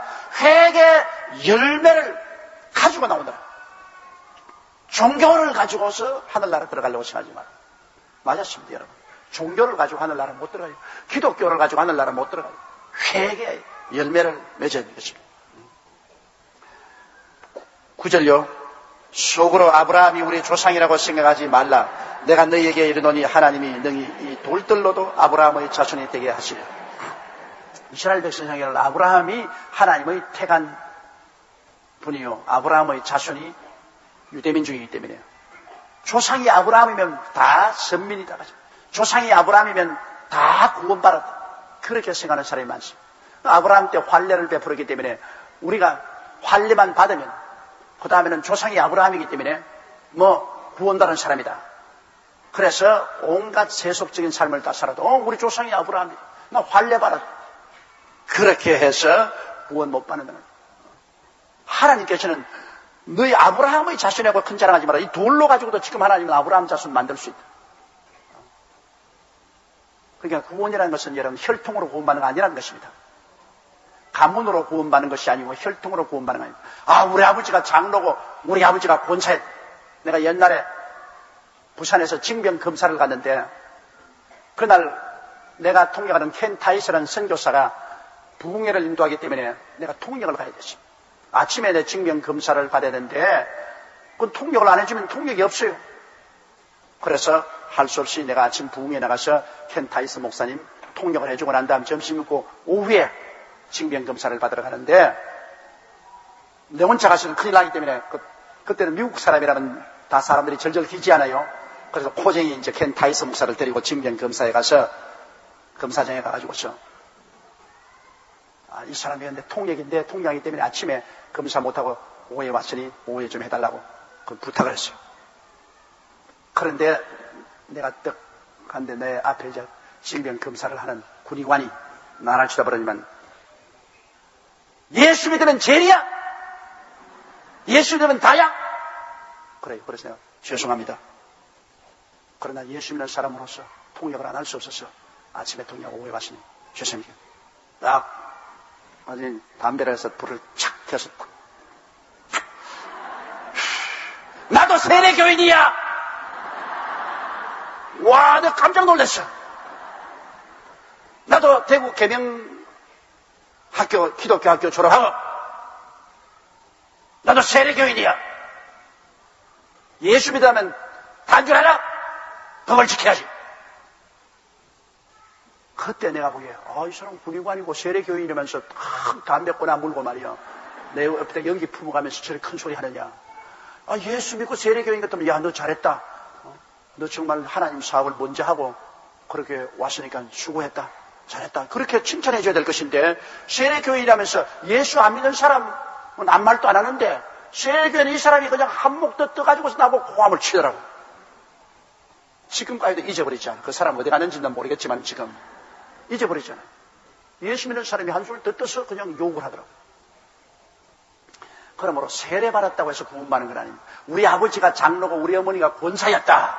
그게 구원받나요? 나 세례받았다. 그 형식과 의식만 가지고 구원받나요? 혈통도 구원받은 조건이 안 되고 육정도 구원받은 조건이 안 됩니다. 거듭나야만 되는 것입니다. 내가 개인적으로 회개하고 예수를 믿어야죠. 거듭나야 구원을 받지. 무슨 혈통으로나 육정으로나 그런 의식이나 형식이나 이런 것은 절대로 그것이 구원을 가져오지 않죠. 내 스스로가 예수님과 만남을 가져야 돼. 예수님과 1대1로 만남을 가지고 아이쿠 내가 잘못했다고 회개하고 그리스도를 믿고 변화를 받는 이런 역사가 일어나야 구원을 받죠. 거듭나지 않고 어떻게 구원을 받습니까? 그러므로 세례 요한이 위선했습니다. 그러므로 회개에 합당한 열매를 맺고 속으로 아브라함이 우리 조상이라고 생각하지 말라. 내가 너희에게 이르노니 하나님이 이 능히 돌들로도 아브라함의 자손이 되게 하라. 10절요. 이미 도끼가 나무 뿌리에 놓였으니 좋은 열매 맺지 아니하는 나무마다 찌가 뿌려 던지리. 와, 이거 하나님의 심판 아닙니까? 하나님은 우리가 다 한 사람 한 사람이 나무라면 하나님의 심판의 도끼가 우리 나무 뿌리에 이르다. 왜? 회개하지 않고 하나님 앞에 올바르게 쓰지 않은 사람은 하나님이 그 찍어버립니다. 그러면 여러분 지금 보세요. 한 사람 한 사람, 여러분과 나는 이미 다 죽음의 도끼가 내려와 있어요. 안 죽을 사람 누가 있어요? 때가 오면 죽어요. 죽음이란 것은 순서가 없습니다. 날 때는 순서가 있어도 죽을 때는 순서가 없어요. 젊은 사람도 죽을 수 있고 늙은 사람도 죽을 수 있고.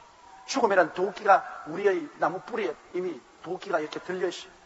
언제 그 도끼가 내려칠지 알 수가 없어요. 그러니까 회개하지 않고 구원을 받지 못한 사람은 죽음의 도끼가 나무 뿌리에 때리칠 때 그때는 뭐 이제 끝장났잖아요. 우리는 항상 예수를 믿고 구원받아 준비하고 있어야 되는 것입니다. 언제 그날과 그 시가 올지 모릅니다. 예수 그리스도가 강림하실 날도 모르겠거니와 내가 그리스도의 강림하시는 내가 언제 어느 시에 이 땅을 떠나갈지 그거 알 수가 없습니다. 태어날 때도 외롭게 태어났지만 갈 때도 혼자 외롭게 가야 돼요. 아무리 사랑하는 부모, 형제, 처자가 있어도 같이 그 길을 못 가요. 그 외로운 길은 혼자 가야 돼요. 그런데 그 외로운 길을 갈 때 그 길이 환하게 보혈로 밝아지고 예수님이 와서 손을 잡고 천사들이 와서 환영하면서 걸어가면 얼마나 좋아요. 그런데 그 길에 원수 마귀가 눈을 번쩍거리고 귀신들이 와글거리면서 멱살을 잡고 끌고 가면 그 얼마나 처참합니다. 사람이 여러분 온 천하를 놓고도 자기 목숨 하나 잃으면 아무 유익도 없습니다. 차라리 태어나지 않은 것이 좋죠. 그러므로 이미 도끼가 나무 뿌리에 놓였습니다. 좋은 열매 맺지 않은 나무마다 찍어 뿌려든지 회개하고 예수님이 영광을 위해서 살지 않은 것은 이미 찍어서 전부 다 지옥불에 던져버린 것입니다. 11절요. 나는 너희로 회개케 하기 위하여 물로 세례를 주거니와 내 뒤에 오시는 이는 나보다 능력이 많으시니 나는 그의 신을 들기도 감당치 못하겠노라. 그런 성령과 불로 너희에게 세례를 주실 것이요. 자, 이게 이제 세례 요한이 자기 사명을 말하는 것입니다. 나는 물로서 너희에게 세례 베푸는 것은 너를 준비해서 내 뒤에 오실 그의, 내 뒤에 오실 만왕의 왕, 만주의 주, 이 우주의 심판자, 그의 오는 길을 내가 예비하는 것이 불과하다. 내 뒤에 오시는 이는 나보다 크시다. 말할 필요 없지요. 세례 요한은 피조물이고 뒤에 오시는 예수님은 창조주이십니다. 세례 요한은 아버지의 핏줄을 이어서 태어났고 예수님은 성령으로 태어났느니 그건 자격이 틀립니다. 그렇기 때문에 세례 요한이 말하기를 뒤에 오시는 그 예수 그리스도는 내가 그 신들매를 풀기도 감당치 못한다. 신을 들기도 감당치 못한다고 하는데 어떤 성경에는 신들매, 신끈을 풀어서 들기도 감당치 못한다. 그러니까 나는 그 앞에 티끌이요 먼지와 같다 그 말인 것입니다. 그 신발도 들 자격이 없다. 세례 요한이 율법시대 사람이기 때문에 율법적으로 따져볼 때는 예수님의 신발도 못 들지. 오늘 우리는 은혜의 시대에 왔기 때문에 예수님을 끌어안을 수가 있는 것입니다. 예수님을 그냥 우리 마음속에 모실 수가 있으니 은혜의 시대에 사는 사람이 얼마나 좋습니까? 은혜는 용서와 사랑과 화해로 하나 되지만 율법시대는 준엄하게 법으로 심판하기 때문에 여러분 우리가 법으로 심판하면 우리 예수님 앞에 나가서 그 신발에 손도 못 댑니다. 어디에 감히 예수님이 거룩한 신발에 손을 떼요. 세례 요한은 신발을 들지도 못할 지경인데 우리는 근처도 못 가요. 그러므로 세례 요한 시대하고 예수님의 시대하고 얼마나 다릅니까? 우리는 은혜를 받고 나니 그리스도의 보배로운 피가 큰 증거가 되어서 그 보혈의 능력으로 말미암아 하나님과 화해하고 사랑을 받고 일체가 되고 아버지의 품 안에 안기고 아버지 앞에 마음대로 들락날락하고 이거 어마어마한 축복이죠. 예수님의 십자가 고난이 아니었으면 이런 일이 있을 수 없습니다. 세례 요한 때만 하더라도 어림도 없지요. 세례 요한이 예수님의 신들매를 들기도 감당치 못하는데 그 율법 시대에는 우리가 이제는 좀 보면 행실이 고약할 정도로 의리광을 부리고 예수님 품 안에 안길 수 있는 것은 예수님의 보혈 때문에 그런 것입니다. 십자가 대신 그 피가 우리에게 역사하게 되는 것입니다. 그 피가 맘속에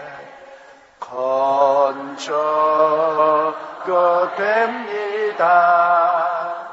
내 기도 소리 들으사 나오라 갑소서. 내가 주께로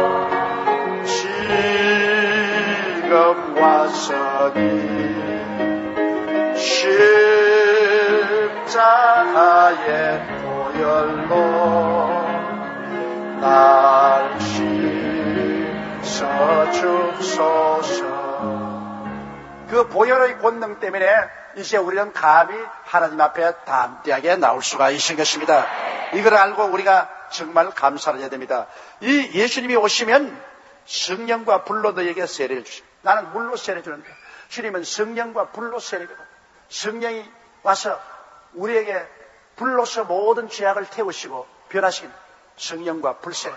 그래서 오늘날 야 너희는 저 어린아이 방에 들어가 있는데 누가 여기 나오라 그랬어? 이 어린애기를 데려온 어머님은 다음은 저 뒤에 들어갔어요. 저 어린아이 있는 대로.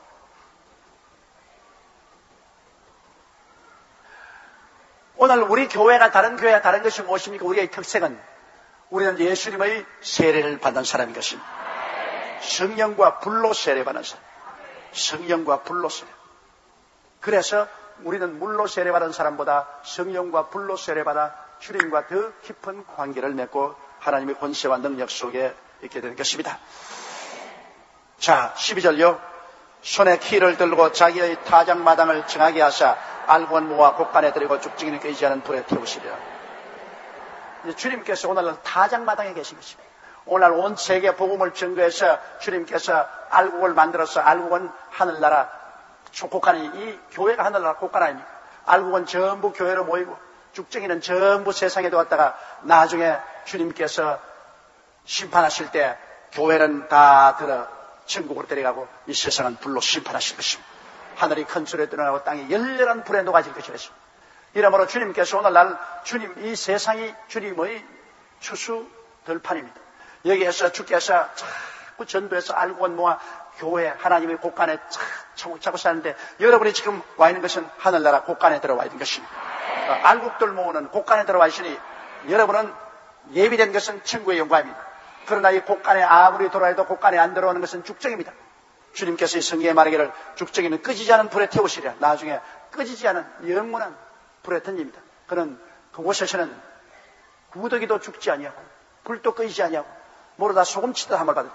그 무시무시한 고통 속에 영원히 들어가게 되는 것입니다. 우리 주여 세 번 부르고 통성으로 기도하십시다. 주여! 주여! 주여! 살아계시고 거룩하신 우리 하나님 아버지, 우리 아버지는 우리 다 같이 오늘은 마태복음 3장 13절 이하에 있는 말씀을 가지고 공부를 하겠습니다. 마태복음 3장 13절 이하에 있는 말씀을 우리 다 같이 읽겠습니다. 이때 예수께서 갈릴리로서 요단강에 이르러 요한에게 세례를 받으려 하신대. 거기까지입니다.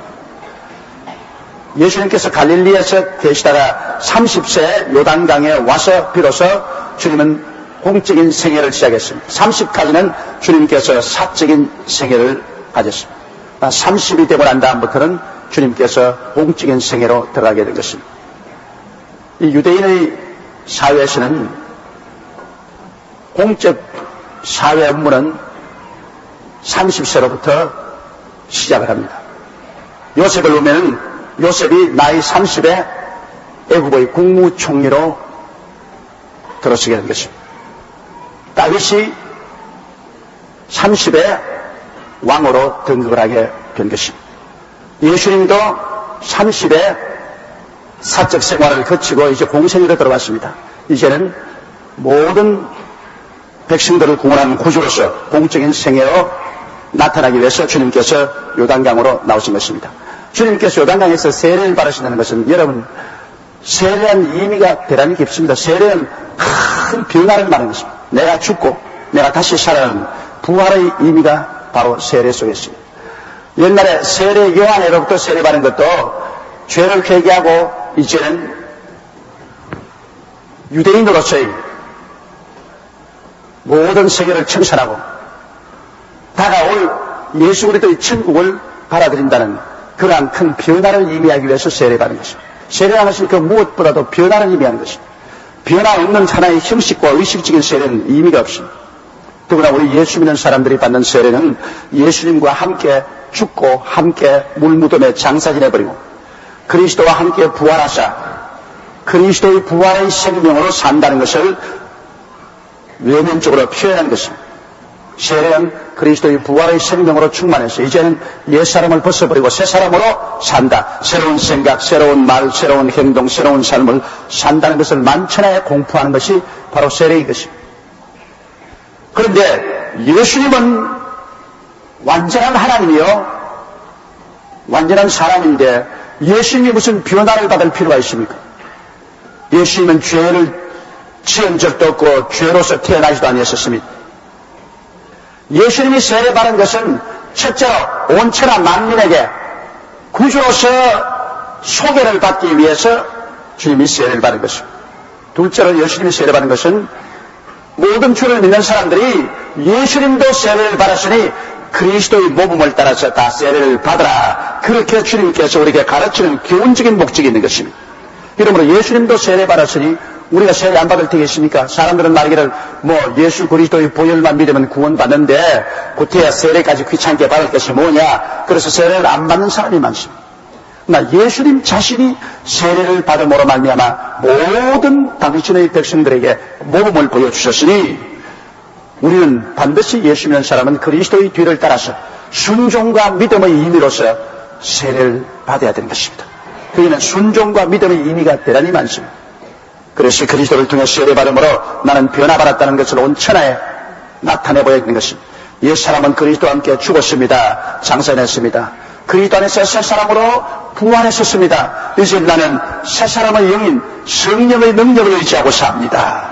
이것을 만천하에 공개하는 것이 바로 세례인 것입니다. 그러므로 예수께서 갈릴리에서 이제는 개인의 삶을 다 청산하시고 주님께서 마지막으로 목수의 연장을 손 놓으시고 이제는 일로 하나님이 주신 사명을 다하기 위해서 온 천하에 구주로 나타나기 위해서 그런 요단강으로 세례 요한이 세례 베푸는 곳으로 왔습니다. 세례 요한은 벌써 예수님보다 6개월 먼저 나와가지고 회개하라.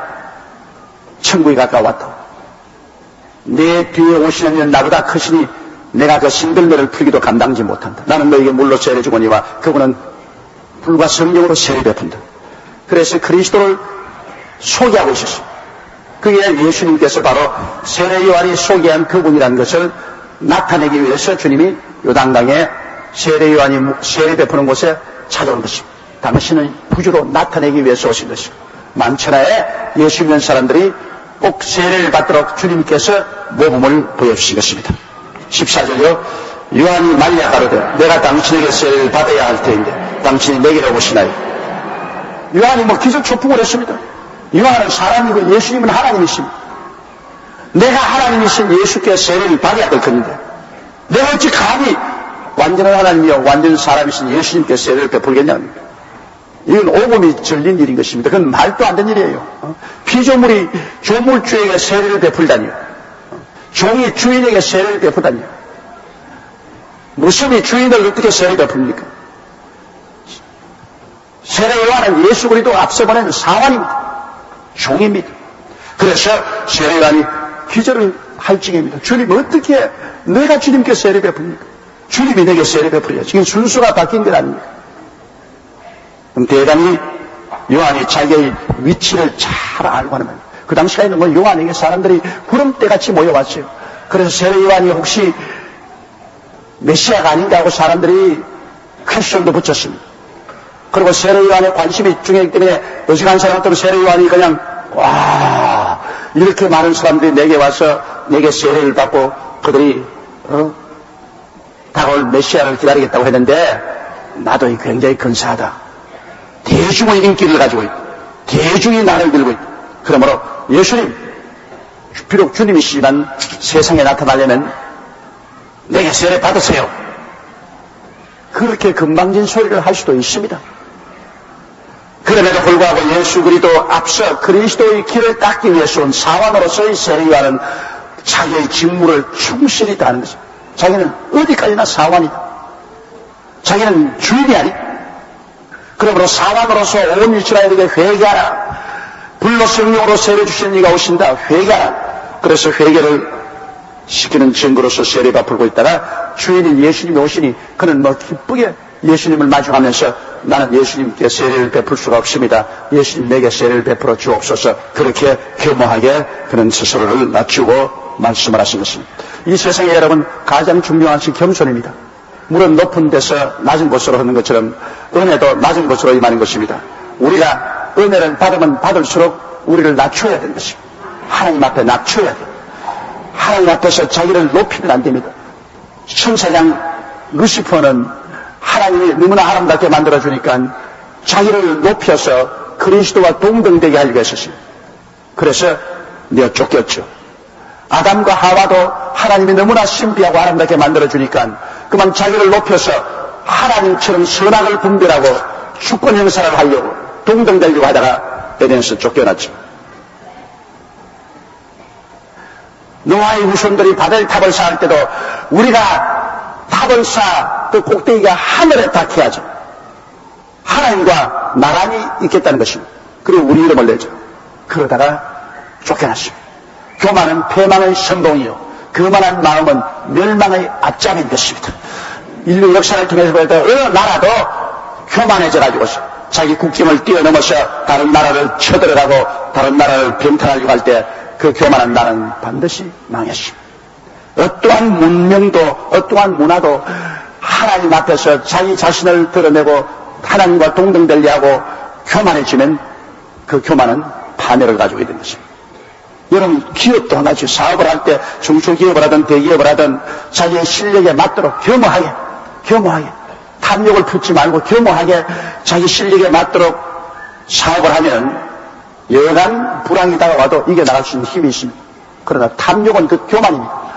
교만하고 탐욕은 같이 합니다. 손잡고 괜히 세 불리려고 와 우리 회사 보라 우리 그룹 보라 우리 얼마나 크냐 이런 교만으로 세 부리려고 그냥 은행빚 땡겨쓰고 사채 땡겨쓰고 빚이 자기 본 자본보다도 300%, 500%, 1000% 이렇게 자기 자본보다 많은 빚을 지고 천문학적인 이자를 지불하면서 굴러가다가 조금만 불황이 다가오면 그만 본전도 못 갚고 빚도 못 갚고 이자도 못 갚고 그만 뿜소리 넘어지게 되었어요.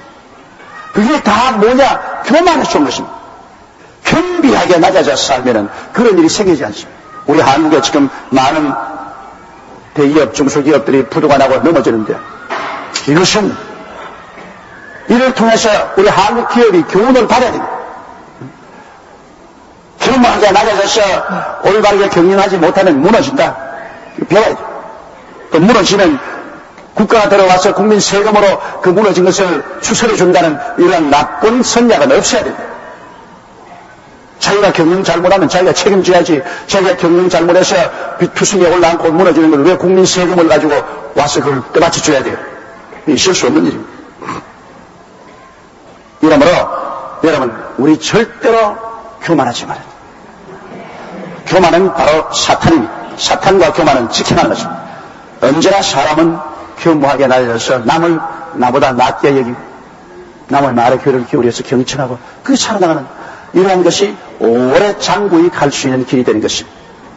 제가 40년 목회하는데 볼지라도 우리 주의 종들 중에도 자기가 교만해져가지고 하나님의 특별한 사자라니 하나님이 특별히 기름 부어서 자기를 세웠다니 자기가 이 세대 마지막에 하나님이 세우신 엘리야라니 뭐 그런 소리 하는 사람 얼마 있다가 다 사라졌습니다.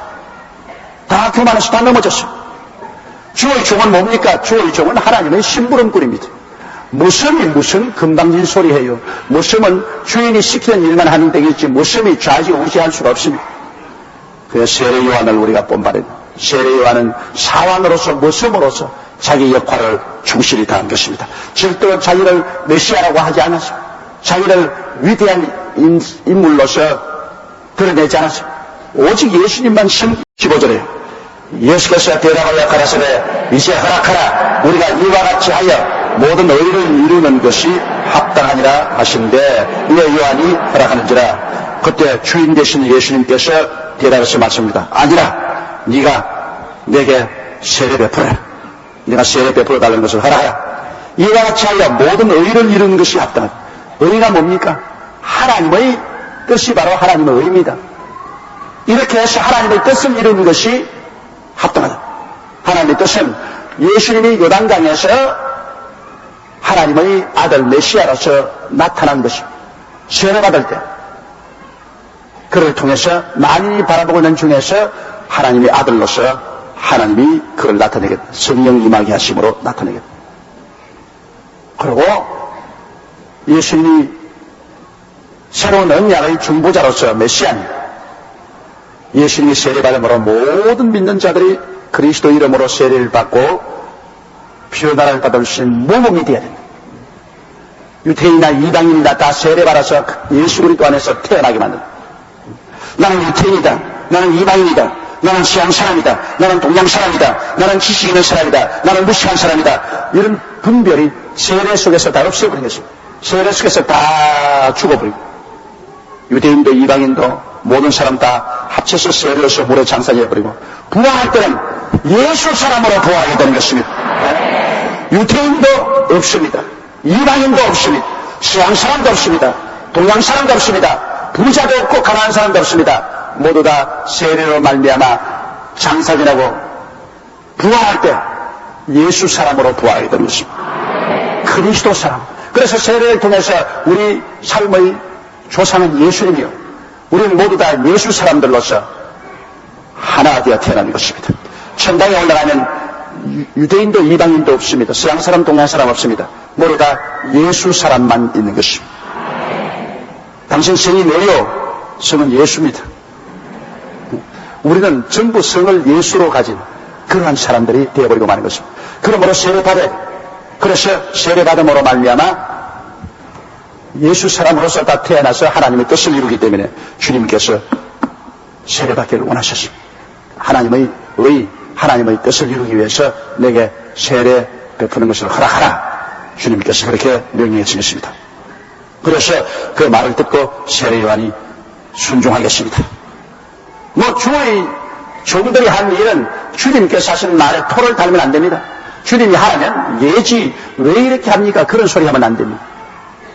선악을 따지는 사람은 주의 종이 아닙니다. 저기 주인이죠. 주님이 하라면 내 생각으로는 그게 선하지 않다고 생각되더라도 해야 돼요. 내 생각으로는 이게 나쁘다고 생각해도 해야 돼요. 왜? 내가 생각하는 선악의 기준은 하나님이 생각하는 선악 기준과는 틀립니다, 여러분. 하나님의 생각은 하늘 우리 땅보다 높은 같이 높습니다. 이 조그마한 인간의 생각으로 하나님의 생각을 우리가 어떻게 선하다 나쁘다 판단할 수 있습니까? 하나님이 좋다면 무조건 하고 좋습니다. 하나님이 나쁘다면 나쁩니다. 우리가 할 일은 하나님의 일에 전적으로 무조건 복종하는 것만 우리의 삶인 것입니다. 이게 하나님에 대한 우리의 태도입니다. 우리가 뭡니까? 우리 하나님께 비교해서 하나님보다 우리가 똑똑하나요? 나는 참 우리 어느 여교수님이 간증하는 말을 들었는데 그 교수님이 자기는 모든 사람보다 의롭다고 생각했답니다. 예수 믿는다고 하면서 거짓말하고 도둑질하고 온갖 죄 짓는 사람보다는 나는 예수를 안 믿어도 의롭다. 그래서 부흥회 잠시간 막 울고 하면 그 봐라. 예수쟁이들 죄를 많이 지어서 울지만 난 죄 지은 게 없으니까 난 울 필요 없다. 그래서 한번 부흥에 따라가서 십자가를 바라보고 있는데 십자가에서 빛이 확 비치더니만 마음속에 음성이 들기를 너 과연 똑똑하구나. 그러면 너 나보다 더 똑똑하냐? 누구십니까? 나는 하나님이다. 기절초풍을 했죠. 너 과연 똑똑한데 너 나보다 더 똑똑하냐? 그런 바람에 누구십니까? 나는 하나님이다. 아유 하나님, 내가 어찌 하나님보다 똑똑합니까? 그러면 왜 네가 하나님 대위에 모든 사람을 비평하고 판단하고 다 하느냐? 고약한 놈. 거기에서 끄꾸러져 가지고서 아유 하나님 나는 죄인입니다. 하나님보다 똑똑한 체하고 하나님이 선악을 판단할 것인데 죄인이나 의인을 분별할 것인데 내가 하나님 자리에서 금방지게 날 것이니 이 교만죄를 용서해 주십시오. 그 다음 보니까 자기가 죄투성이 들어갑니다. 그러더니 어찌 죄가 많은데 하나님 또 말씀하기를 네가 예수 교인들 거짓말하고 도둑질하고 한다지만 그 사람들은 너보다는 낫다. 왜? 그 사람은 그래도 나를 믿어주고 있다. 넌 나 믿지도 않는다. 넌 불신앙의 죄까지 가지고 있다. 그래서 하나님이 그 계시를 받고 3년을 울었답니다. 3년을. 그 죄를 회개하는데 3년을 교회만 나오면 눈물을 비웃이 흘리고 통리하고 잡아가고 그 다음에 하나님의 성령의 은혜를 받았다는 간증을 들으셨습니다. 그러므로 이 세상에 사는 사람 중에 죄 없는 자가 누가 있습니까? 인간은 다 죄인입니다. 죄인인 인간이 절대 의로운 하나님을 하시는 일을 어떻게 평론합니까? 어두운 가운데 있는 사람이 밝은 데 있는 사람 보고서 이리 가라 저리 가라 말하는 것은 기가 막히잖아요. 장님이 눈 뜬 사람 보고서 길 바로 잡아라, 오른편으로 가라 왼편으로 가라. 여러분 그 말을 듣고 여러분께서 어떻게 하십니까? 예, 순종하겠습니까? 장님은 아무것도 안 보이는데 못 보는 사람이 보는 사람 보고 이렇게 해라 저렇게 해라 한다는 것은 너무나 어리석은 일 아니겠습니까? 우리 하나님은 보는 분이고 우리는 못 보는 사람이겠습니다. 여러분, 우리는 한치 앞도 못 봐요. 우리는 내일 어떻게 일어날지 몰라요.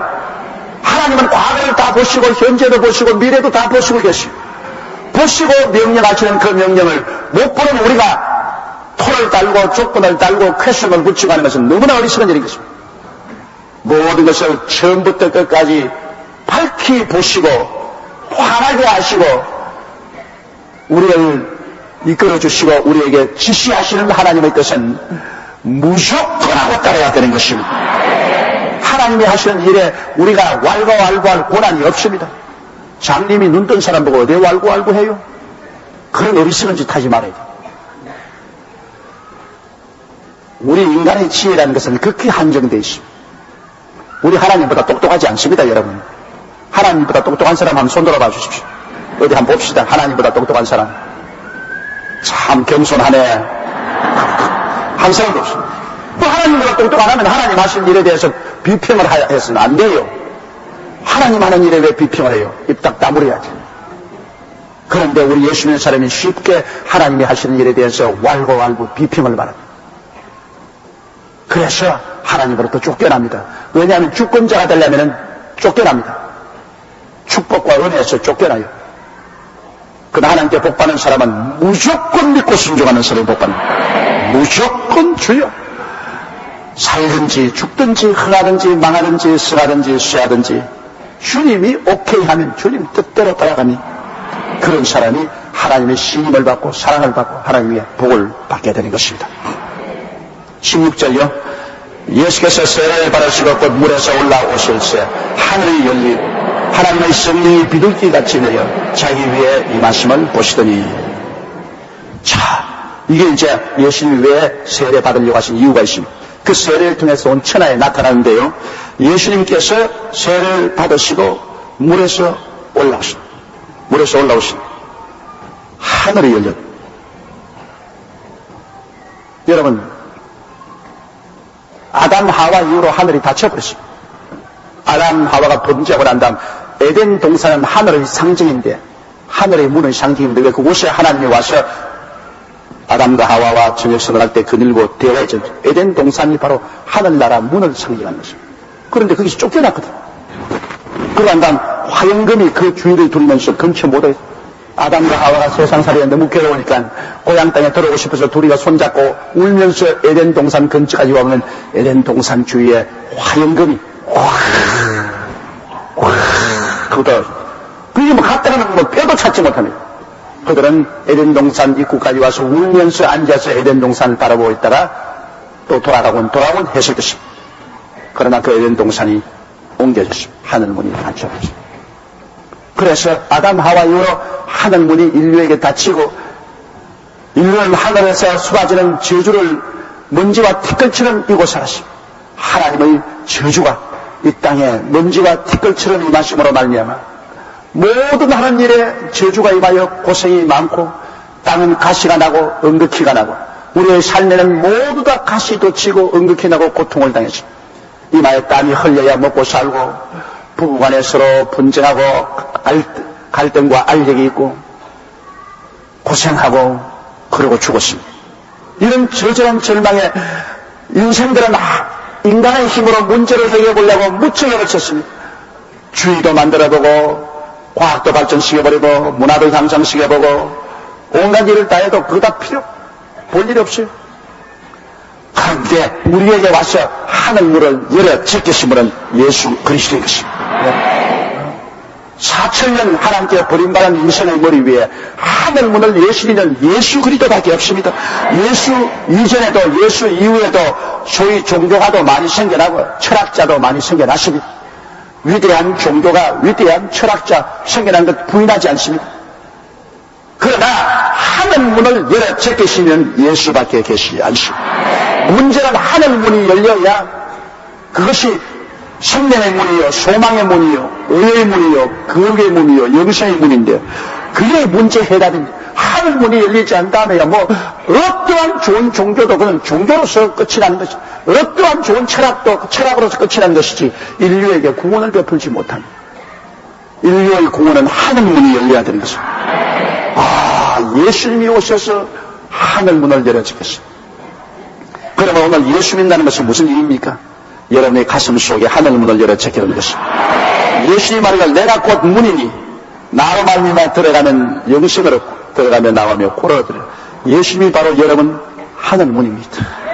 예수님을 모시면 여러분 가슴에서 하늘 문을 열어 제껴놓기 때문에 이제는 세상 사람으로 살지 않고 하나님과 동행하며 삽니다. 아담과 하와가 에덴에서 하나님 손을 잡고 동행한 것처럼 여러분 예수님을 통해서 내 가슴에서 하늘 문이 열렸으니 이제는 하나님과 기도로서 대화하고 찬송으로 대화하고 하나님 말씀을 받아먹고 하나님 성령을 모시고 하나님과 함께 사는 사람들이 되어버리고 마는 것입니다.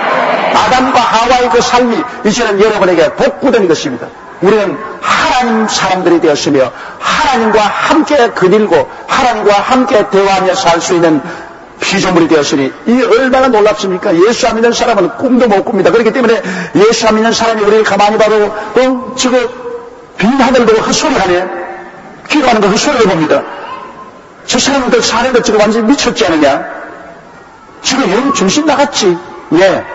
우리는 하나님과 대화를 하고 하늘 문이 열리고 하나님 방식으로 사는 것입니다. 북한 사람들은 자기들 방식으로 산다 그러는데 우리는 하늘나라 방식으로 살아요. 할렐루야. 그러니 우리는 보통 사람들이 아니라 특별한 사람들입니다. 하늘나라를 가슴에 품고 사는 사람들입니다. 그리스도로 말미암아 하늘 문이 열리기 때문인 것입니다. 그러니 여러분 하늘에서 모든 문제 해답이 옵니다. 모든 문제 해답이 하늘에서.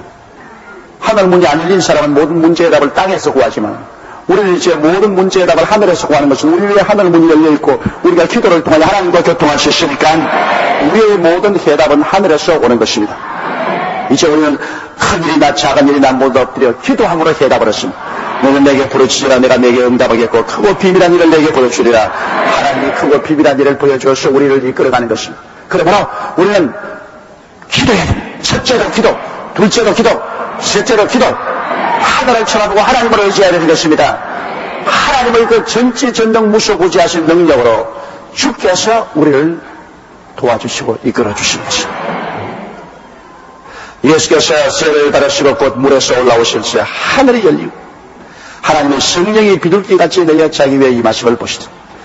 그래서 예수님은 하늘 문을 열어 제끼시고 인류 문제의 해답으로 성령을 불러내신 것입니다. 성령이 인류 문제의 해답입니다, 여러분. 예수님은 하늘 문인데 하늘 문을 여시고 주님이 불러내린 것은 성령이십니다. 성령을 불러내렸습니다.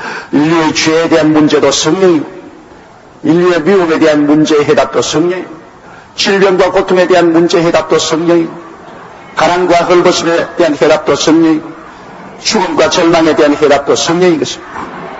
예수님이 성령을 보내셔서 성령이 운행하시면 기적이 일어나죠. 여러분 창세기 때 보십시오. 땅이 공허하고 혼돈하며 흑암이 깊어 모였을 때 하나님의 신이 수면에 싹 운행하시니까 빛이 싹 흑암이 변하여 광명이 돼. 물은 갈라져서 궁창이 나타나라. 푸른 하늘이 나타나. 온 물은 한 곳으로 모이고 육지가 드러나라. 육지가 드러나라. 모든 열매는 나무와 과일이 나타나라. 다 나타나.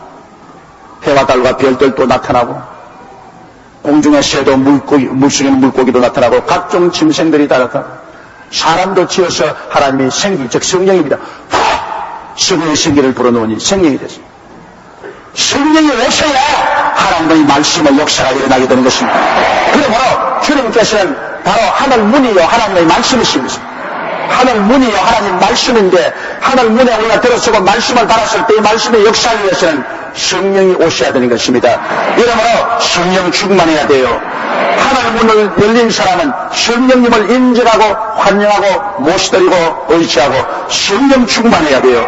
그래야 우리 기도가 성령으로 효과를 발생하고 우리 믿음도 성령으로 효과를 발생하고 우리의 찬송도 성령으로 효과를 발생하고 성령이 말씀을 따라 운행하시는 것이니까 우리가 성령 충만받고 성령 모시고 살 때 하늘나라 백성인 우리들이 말하는 것과 행동하는 것이 성령으로 말미암아 열매를 맺게 되는 것입니다.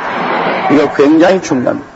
그러므로 예수님은 바로 하늘나라의 문이요, 예수님은 바로 하늘나라의 말씀이요, 그것을 이루는 능력은 바로 성령인 것입니다. 그러므로 예수님께서 오셔서 하늘문을 열어 제끼시고 우리에게 인생의 삶의 문제의 해답으로 성령을 부어주신 것입니다. 성령이 오시면 다 변화돼요.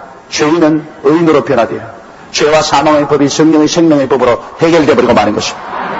성령이 오시면 미움이 사라지고 사랑이 와요. 성령이 운행하시면 뜨거운 성령이 불이 한번 확 지나가면 병 다 녹아버려요. 모든 질병 다 사라져요. 성령이 부어주시면 사막이 변하여 강이 됩니다. 성령이 부어주시면 모든 거칠은 광야가 아름다운 기름진 땅으로 변화됩니다. 성령이 운행하시면 모든 망해가는 회사와 사업이 순식간에 살아나는 것입니다. 성령이 오셔야 돼요. 교회도 성령이 오셔야 되고 나라도 성령이 오셔야 되고 우리 민족도 성령이 오시면 통일돼요. 성령의, 그러므로 우리가 성령 역사를 위해서 기도 많이 하고 성령 충만하고 성령과 함께 살기를 힘써야 됩니다. 하나님은 우리 인생 문제의 해답으로서 예수님과 성령님을 보내신 것입니다.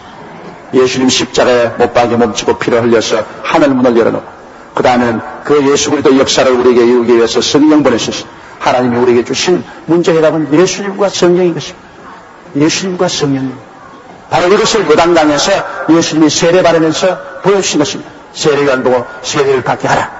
세례 받자 주께서 하늘 문을 열어 제끼시고 성령을 불러내리심으로 내가 하늘 문을 여는 자요, 내가 바로 성령을 역사하는 자, 이것을 보여주신 것입니다. 할렐루야. 그러므로 예수님만이 우리의 구주가 되십니다.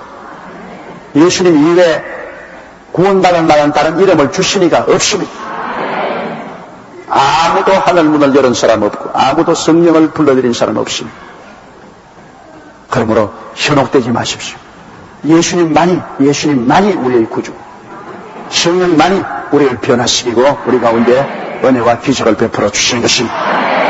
그런데 성령이 비둘기 같은 형상으로 됩니다. 왜 성령이 이 비둘기 같은 이런 상징적인 형상으로 임했을까? 여러분, 비둘기는 보면 깨끗한 짐승입니다. 비둘기는 썩은 것을 안 먹어요. 까마귀는 썩은 것 먹지만 비둘기는 썩은 것을 먹지 않습니다. 비둘기는 콩이나 나다를 먹습니다. 그러므로 비둘기는 깨끗한 것이죠. 성령은 정결한 영이시다. 더러운 영이 아니다. 귀신은 더러운 영이지만 성령은 깨끗한 영인 것입니다. 성령 받았다고 말하면서 막 더러운 말하고 막 욕짓거리하고 추한 말하면 그건 아닙니다, 여러분. 귀신이 들어와야 더러운 말하고 추한 말하고 하지, 성령이 들어오면 깨끗한 말을 하죠. 밝고 환한 말을 하죠. 성령은 깨끗하고 거룩한 영이 비둘기. 그리고 비둘기는 겁을 잘 먹습니다. 요새는 이제 비둘기도 도시에서 사람들이 해치지 않으니까 겁을 덜 먹지만 비둘기는 원래 겁을 내서 잘 달아다녀요. 하나님의 성령은 여러분, 우리가 성령을 슬프게 하면 쉽게 우리를 떠납니다. 성령은 그러므로 굉장히 센시티브합니다. 성령을 우리가 항상 인정하고 환영하고 모시드리고 의지해야 되는데요. 성령은 그러므로 성령을 슬프게 하거나 성령을 소멸하면 성령이 우리를 떠나실 것입니다. 부부간에 오래 결혼 생활하는 사람은 잘 알잖아요. 10년을 사고 20년 살아도 여러분, 역시 남편은 손님이죠. 마누라도 한 가지입니다. 10년을 사고 20년 살았으니 전부 다 서로 다 일치하고 다 알 것 같아도 알고도 모를 리가 남편이고 알고도 모를 리가 아내. 아는 것 같은데 몰라요. 다시 알 수가 없어. 내내 살아도 늘 내 사랑 같다가도 또 나뉘고. 이게 아주 부부 생활입니다. 그렇기 때문에 부부 생활에 늘 신경을 쓰죠. 오래 살면 신경을 안 써도 괜찮은 것 같지만 20년, 30년 살아도 늘 신경을 써야 돼요. 그 사람 감정에 부딪히지 않기 위해서, 아내는 남편의 감정에 부딪히지 않기 위해서 애를 써야 되고, 또 남편은 남편대로 아내의 감정을 상치 않기 위해서 굉장히 신경을 써야 되는 것입니다. 그렇지 않으면 가정이 불안해지고 깨집니다. 이건 왜냐? 남남끼리 모여 살기 때문에 그런 것입니다. 아무리 서로 정이 있고 좋다 해도 부부는 남남입니다. 남남끼리 모였으니까 돌아서면 남이죠. 자식은 그렇지 않습니다. 자식은 남남이 아닙니다. 자식은 핏줄이 통하기 때문에 돌아설 곳이 없습니다. 아무리 돌아서도 자식입니다. 아무리 미워해도 자식이고 아무리 떠나가도 자식이기 때문에. 그 다음 17절에요. 하늘로서 소리가 있어 말씀하시되 이는 내 사랑하는 아들이요 내 기뻐하는 자라 하시니. 이야, 이거 뭐 말로 다 할 수가 없습니다, 여러분. 바로 물 세례 받겠다는 이유가 거기 있습니다. 이렇게 세례 요한이 6달 동안 미리 다 길을 닦아 놓았는데 내 뒤에 오시는 이가 있다. 회개하고 준비하라. 그렇게 한 다음 예수님이 물로 세례 받을 때 예수님이 첫째 하늘 문을 열어줬겠지. 둘째 성령을 내려오시겠지. 셋째 아버지의 음성이 들리게 하는 것입니다. 이는 내 사랑하는 자요 내 기뻐하는 아들이라. 여러분, 하나님의 음성 한 번만 들으면 우리 인생이 완전히 변화를 받습니다. 물론 강단에서 주의 종을 통해서 간접적으로 듣지만은 직접 하나님의 음성을 한번 들어보십시오. 얼마나 기가 막힌 일입니까? 그러나 하나님께서 직접 말씀을 안 하신 것은 여러분 구약시대 하나님의 시대에서 하나님이 직접 말씀하니까 모든 이스라엘 사람들이 제발 하나님 직접 말씀하지 말아주시고 우리가 죽을 것 같습니다. 모세를 통해서 말씀해 주십시오. 직접 말씀해 주시지 말아달라고 이스라엘 백성이 간구한 적이 있습니다. 우리도 하나님이 직접 말씀하시면 그 음성에 우리가 견디지 못할 것입니다. 예수님을 향해서 하늘에서 이는 내 사랑하는 자요 내 기뻐하는 아들이라. 그 모든 사람이 쩔긋쩔 물리는 하나님의 음성을 들었습니다. 여기에서 여러분 보면 삼위일체 하나님이 다 나타나셨습니다. 하늘에서는 하나님 아버지께서 내 사랑하는 자요 내 기뻐하는 아들이라고 말했고 예수님 위에는 성령이 임하시고 예수님은 하나님 아들로서 물로 세례받으시고 그래서 아버지와 아들과 성령이 한꺼번에 그 집에 나타난 것입니다. 많은 사람들이 여러분 삼위일체를 부인하는 사람들 많습니다. 예수님이 곧 아버지요 예수님이 곧 예수님이요 예수님이 곧 성령이다. 그러므로 오직 예수님 한 분이 아버지로 나타났다가 아들로 나타났다가 성령으로 나타난다 그러는데 그랬다면 이 자리에서 예수님이 보통 바쁜 거 아니에요. 만약 그렇다면 예수님이 물로 한 물에 세례받다가 빨리 하늘 올라가서 성령이 돼서 내려가고 그 다음 또 빨리 올라가가지고서 보좌에 앉아가지고 써있는 내 사랑하는 자 내 기뻐하는 아들이란 말 그런 엉터리가 어디 있어요. 그러니까 오직 예수란 그 단체는 여러분 성경을 크게 오해하고 잘못 읽었습니다. 그들이 삼위일체라고 말하니까 삼위일체가 해석이 잘 안 되니까 예수님이 아버지고 아버지가 예수님이고 예수님이 성령이 이렇게 만데 아니요. 여기 보시면 분명히 예수님은 요한강 물에서 올라왔고 성령은 그 위에 임하시고 위에서 이는 내 사랑하는 자 내 기뻐하는 아들이라고 외치는 분은 아버지가 따로 계셨습니다. 그러면 새 하나님 아니냐? 새 인격이지만은 하나님은 한 하나님이죠. 한 하나님 속에 아버지, 아들, 성령 세 인격이 들어서 각자 독립적으로 일하면서도 100% 일치가 되는 한 하나님이죠. 야, 그것은 인간의 이성으로 생각할 수 없습니다. 그러므로 성경은 인간이 지혜로 만드는 게 아니에요. 이것은 하나님의 존재에 대한 하나님의 계시입니다. 그것을 가장 쉽게 해석할 수 있는 것이 우리 태양입니다. 태양이 있지요, 빛이 있지요, 열이 있습니다. 그러면 여러분 해가 세 개입니까? 아닙니다. 해는 하나입니다. 그런데도 해가 있죠? 그럼 해가 빛입니까? 아닙니다. 빛은 해에서 나오는 것이지 해가 빛은 아닙니다. 그럼 열이 해입니까? 아닙니다. 열은 해에서 나온 것이지만은 열 그 자체는 해가 아닙니다. 그럼에도 불구하고 언제나 태양이 있으면 그곳에 빛과 열이 있습니다. 문틈으로 조그마하게 빛이 비추오면 그 빛을 열었을 때 보면 태양이 보입니다. 빛이 보이려다 해가 보여요. 그래서 빛이 있는 곳에는 빛 안에 태양이 있고 따뜻한 열이 있고 따뜻한 열이 있는 곳에는 자연적으로 빛이 있고 태양이 있는 곳에는 반드시 빛이 있고 열이 있고 그래서 태양은 분명히 세 개로 갈라졌지만 세 개를 분리 못합니다. 태양과 열과 빛은 분명히 다른 역할을 하고 다른 사명을 가지고 있지만 그러나 태양과 빛을 분리시킬 수가 없고 태양과 열을 분리시킬 수가 없고 열과 빛을 분리시킬 수가 없고 얼마나 일체가 되어 있든지 도저히 분리할 수 없는데 그럼에도 불구하고 태양은 태양이고 빛은 빛이고 열은 열입니다. 그렇죠? 도저히 분리는 안 되는데 열이 있으면 그곳에 태양도 빛도 있고, 빛이 있으면 그곳에 열도 있고 태양도 있고, 태양이 있으면 그게 빛도 있고 열도 있고, 도저히 분리는 안 되는데도 불구하고 세 가지가 들어있어요. 세 가지 역할은 달라요. 각각 역할이 달라요. 그러면서도 세 가지를 떼내보자. 못 떼내요. 여러분, 열 없는 빛을 떼낼 수가 있습니까? 못 떼내요. 빛 없는 열을 떼냅니까? 못 떼내요. 빛과 열이 없는 태양을 만들 수 있습니까? 못 만들어내요. 절대로 분리 안 돼요. 절대로 하나이면서 또 절대로 세 개예요. 또 절대로 세 개이면서 절대로 하나예요. 이거 얼마나 멋있는 것입니까? 바로 우리 하나님은 그러하신 하나님인 것입니다. 절대로 한 하나님이면서도 절대로 세 하나님입니다. 세 인격자입니다. 아버지와 아들과 성령 절대로 같지 않아요.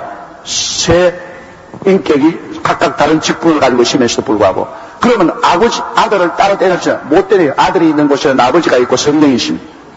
성령이 계신 곳에는 아들이 있고 아버지가 있어요. 아버지가 계신 곳에는 아들과 성령이 계셔요. 절대로 분리가 안 됩니다. 그래서 우리는 이를 삼위일체, 아버지와 아들과 성령이란 세 인격의 위가 있으면서도 절대 하나다. 하나 속에 셋이 있고 셋이 바로 하나인 것입니다. 삼위일체. 이건 참으로 위대한 교리입니다. 이슬람교는 하늘에서 유일무이하게 한 하나님만 있다고 합니다. 그럼 여러분, 하나님이 영문부터 영까지 한 분만 있으면 그 하나님은 어떤 하나님이냐? 아주 외롭고 고독한 이견 불통하는 고집 불응이 영감 할아버지 하나님. 혼자서 영원히 있었으니 얼마나 고집 불통합니까, 여러분? 그 외로운 가운데 영원히 혼자 사는 얼마나 고집 불통이겠습니까? 그러므로 여러분, 혼자 영원히 있는 하나님은 악마입니다. 그럼 사랑이 없어. 사랑이란 뭡니까? 사랑이란 혼자서 사랑됩니까, 여러분? 사랑이란 주고받아야 사랑이 되는 것입니다. 왜 남녀간에 결혼하려고 합니까? 사랑하려고 하는 것입니다. 혼자서 살면 사랑이 안 되기 때문에, 혼자 아무리 사랑하려고 해도 사랑이 안 되죠. 상대가 있어야지. 그래야 사랑을 주고 사랑을 받죠. 사랑이란 서로 상대가 있어요. 사랑, 혼자 사는 것은 고독한 사랑입니다. 그는 결국 고독은 미움과 통하는 것입니다. 우리 하나님은 여러분 고독한 하나님입니다. 아버지와 아들과 성령이 서로 교통하죠. 사랑이 넘칩니다. 화해가 넘칩니다. 은혜가 넘칩니다. 축복이 넘칩니다. 우리 하나님, 삼위일체 하나님의 성격 그 자체가 사랑일 수밖에 없습니다. 삼위가 일체가 됐으니 얼마나 무서운 사랑으로 연결. 화해가 자연히 하나님의 본성입니다. 사랑과 화해, 그리고 서로 사랑과 화해하는 기쁨이 넘치고 평안이 넘치고 소망이 넘치고, 이렇기 때문에 우리 하나님 속에 모든 좋은 것이 다 있죠. 혼자 있는 신인 이슬람의 마호메트가 주장하는 알라시는 혼자 있기 때문에 사랑도 없습니다. 화해도 없습니다. 그 결과 사랑이 없으니 기쁨도 없습니다. 즐거움도 없고 소망도 없습니다. 그 신은 무슨 신입니까? 그건 악마지. 그건 하나님이라고 할 수 없습니다.